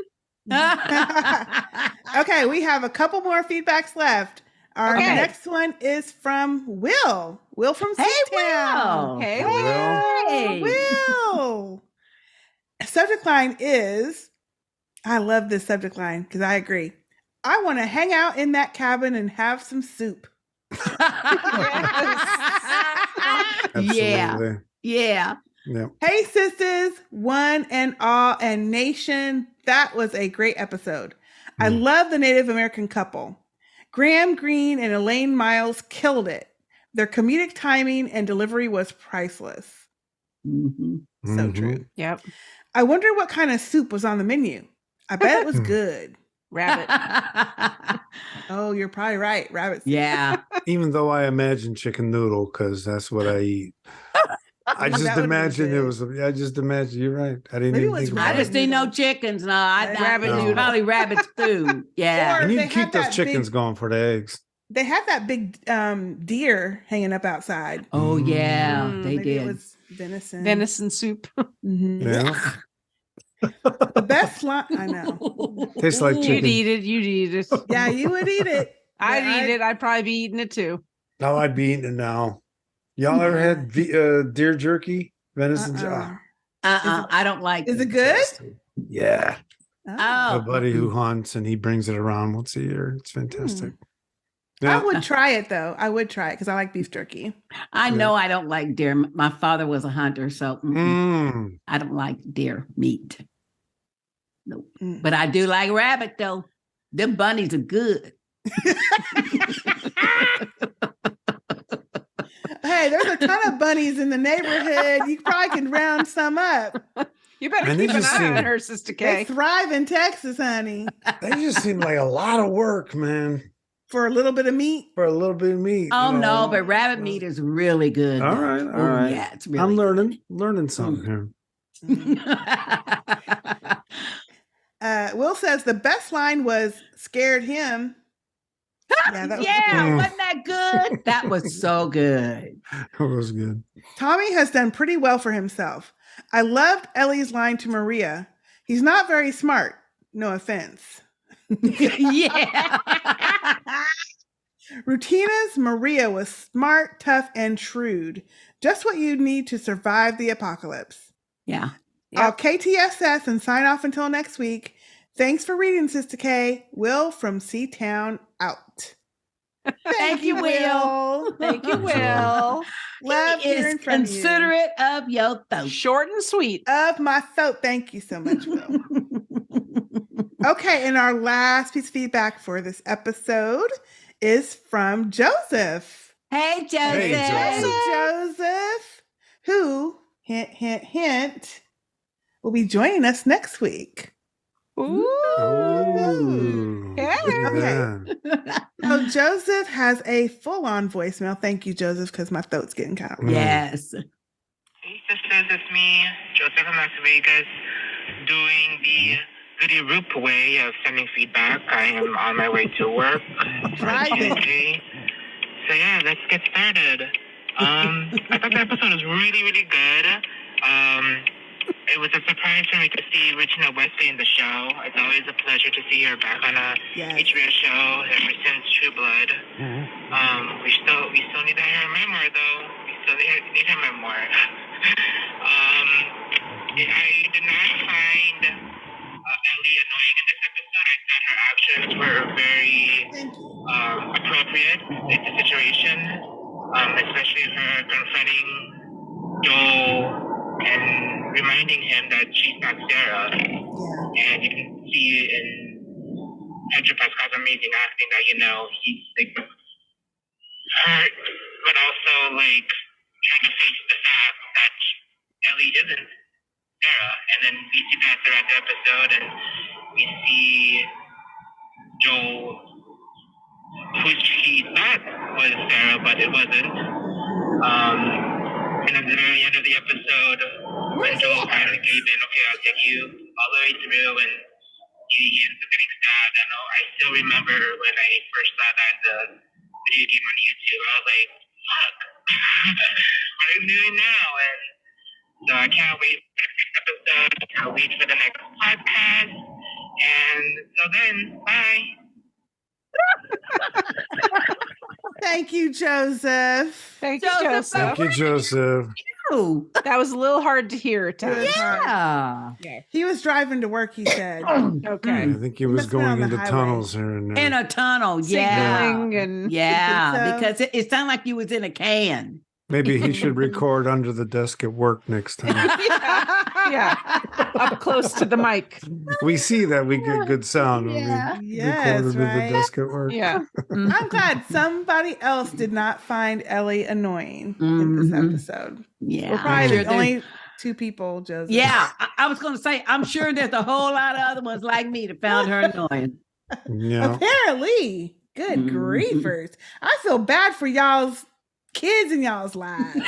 They don't have a chance. I think they kind of, she is annoying. I'm going to say that. Thank you. At the same time, they paid for it and they made it real this week with her, what she said to Joel in that moment. Right. That's true. All this talk is anxiety. It's all anxiety. She's just trying to manage the shit. She's like stimming with her voice, right? She's just constantly throwing to chill. And I understand that too, but it doesn't it stopped me from being annoyed. Finding it annoying, of course. That's why I definitely appreciate you. When I'm in a regular store or something and a bunch of yappy teenagers, they on my nerves too. And I don't never go. I really got a problem with her when she's out and about. You know what? Talking. I don't never go into a checkout line with a whole bunch of little yappy teenagers in it. I'll move over. Dude cannot abide. When I went to the store with my mom, you shut up. Thank when you. I was a kid, you hush. If you went off walking on your own, I remember we were at this. Y'all know Connie, right? So we were shopping one day, and Connie went off walking by herself. My mom says, she saw her coming. She goes, everybody duck. And I go, Yeah. quack, quack, quack. Yeah. I didn't know what That's duck right. meant. That's right. Well, first of all, That's when I was a funny. kid, That's hilarious. Hey, when I was a kid, it would not even cross your mind to walk off. You hear me? No. Because see, they trained your ass before you left the house. It is a much different time. Yeah. It is different. And it's as someone who wasn't allowed to express themselves that way, and hated it. I'll be honest, I hated it. I let my kids talk back. The thing was, you just can't sit there and yell at me like a fool, make a damn point, or shut up. So if you're gonna get loud, I'll give you that, because I'm gonna get loud too. But make a point or shut up, because I'm not gonna listen to. Yeah. I'm not gonna listen to that. That's what your bedroom's for. Not I agree. Teach them how to train. Just train them how to make a point. Yeah. Wow. Right. I feel like it's normal, but thank you so much, all of y'all, for your feedback. We love to hear from you. Thank you very much. And Sister A, you're saying something about you don't like it when she's out and about. Yeah, I just don't like, and I know that they're not safe a lot of the times, but it's like when they're traveling outside and something could come up on them at any minute, and I feel like you need to use your ears and stuff. That's the times that she really annoys me with being chatty. Talkative. Chatty. And I also wonder too, like, for her, she doesn't have the same fear as everybody else because she's immune. Oh, that's and a I good wonder point. if that's a part of her. She definitely is more relaxed in that case because she can't die from this. She can't become a zombie. Like Tess told her, she could get killed by being torn apart, though. But she the can't. bite won't kill her, but if they chew her neck out, she'll still die. But I agree with you, that's a good Sister point, A, though. in that, especially when they're outside. Yeah. Be quiet. Be a little use quieter. your ears. Because even if there aren't infected around, there's raiders everywhere, as we see. Yes. There's danger, and they can hear you with all that talking, all that chit chatting, and trying to whistle and stuff. Yeah. There's echoes out way out in the country. Everywhere. Yeah. And that's why I liked at the end of episode 3 when they were reading the letter, and Joel decides to go, and then he just says, "But here are my rules. Yeah. You'll do what I say when I say." It's like, damn, it's about time. Instead of you just nipping and tucking at her like she's nipping and tucking at you, right? You just say no. Yeah. And she still comes out, and at the same time, she's getting better at she is getting better, though. Knowing danger. The thing at the same time, she's still a chatty Cathy out there in the middle of nowhere, man. Yeah. But that's where you can be a chatty Cathy because you'll see it coming. No. Because you're not around a building. Now, look, when we were in last episode and they were walking through those buildings and the neighborhoods and stuff, she was not the one making noise. When him and Tess and they went to that damn museum, he's the one that was stepping on shit and making noise. She wasn't. So there are situations where, she's asking questions and she's talking, but I feel like it's in a place where if something did run up on them, they would be able to handle it. It's when they're in those tight situations in buildings and stuff. Obviously not, because they was outside when he got shanked. Oh, well, that's different. Yeah, that's people.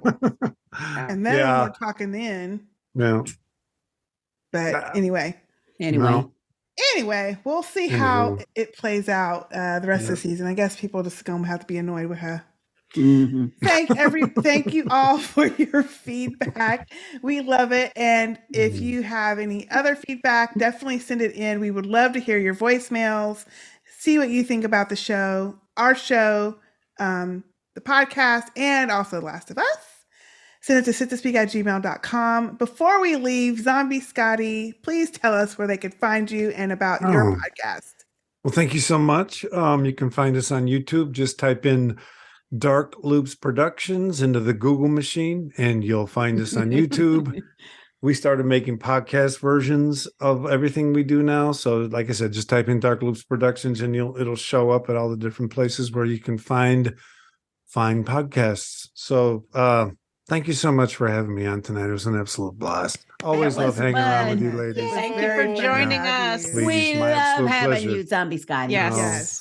I got to get one of those with a heart emoji on it. All I got this is Dracarys, and it's not a Dracarys moment, right? So, love you, ladies. Thank you so much. You're welcome. Thank you, Scotty. And for the rest of y'all out there, definitely go over to Dark Loops Productions. You will not regret it. You have such intelligent, wonderful Yes. Oh, you guys are so sweet. Yes. Especially when you guys are on and we're talking Expanse, right? I mean, yeah, that's by the way, there's a Kickstarter for an Expanse graphic novel series. Really? Yeah, it picks off right after the show ended. So I'm already invested. I can't wait. Oh, I'm gonna check that out. Good, yeah. And did you know I was just perusing my Amazon Music? There's several Expanse soundtracks. Really? Wow. Okay. That's really wonderful. Cool. Yeah, I'm gonna look them up. Okay. I saw season 2, 3, and 4, but I haven't seen season 1 yet. Okay. Just the music that they play in the show. I guess they have them on this albums, and I really enjoyed listening to it, especially at night when I'm going to sleep. It's kind of relaxing. Okay. Brings me back. I'm like, oh, I remember that from the show. But anyway, yeah, that show is very well placed. Cool. All right, just give me 30 seconds of geekness here. I was at on a panel at LA Con. It was an Expanse panel run by an Expanse Uber fan. One of the guys on it was the set designer. He designed the Julie Mao scene between wow. And I got to ask him all kinds of questions about why the kiss, and all that stuff. Yeah. I was just like a kid in a candy store. It was awesome. Yeah, it was really cool. Wow.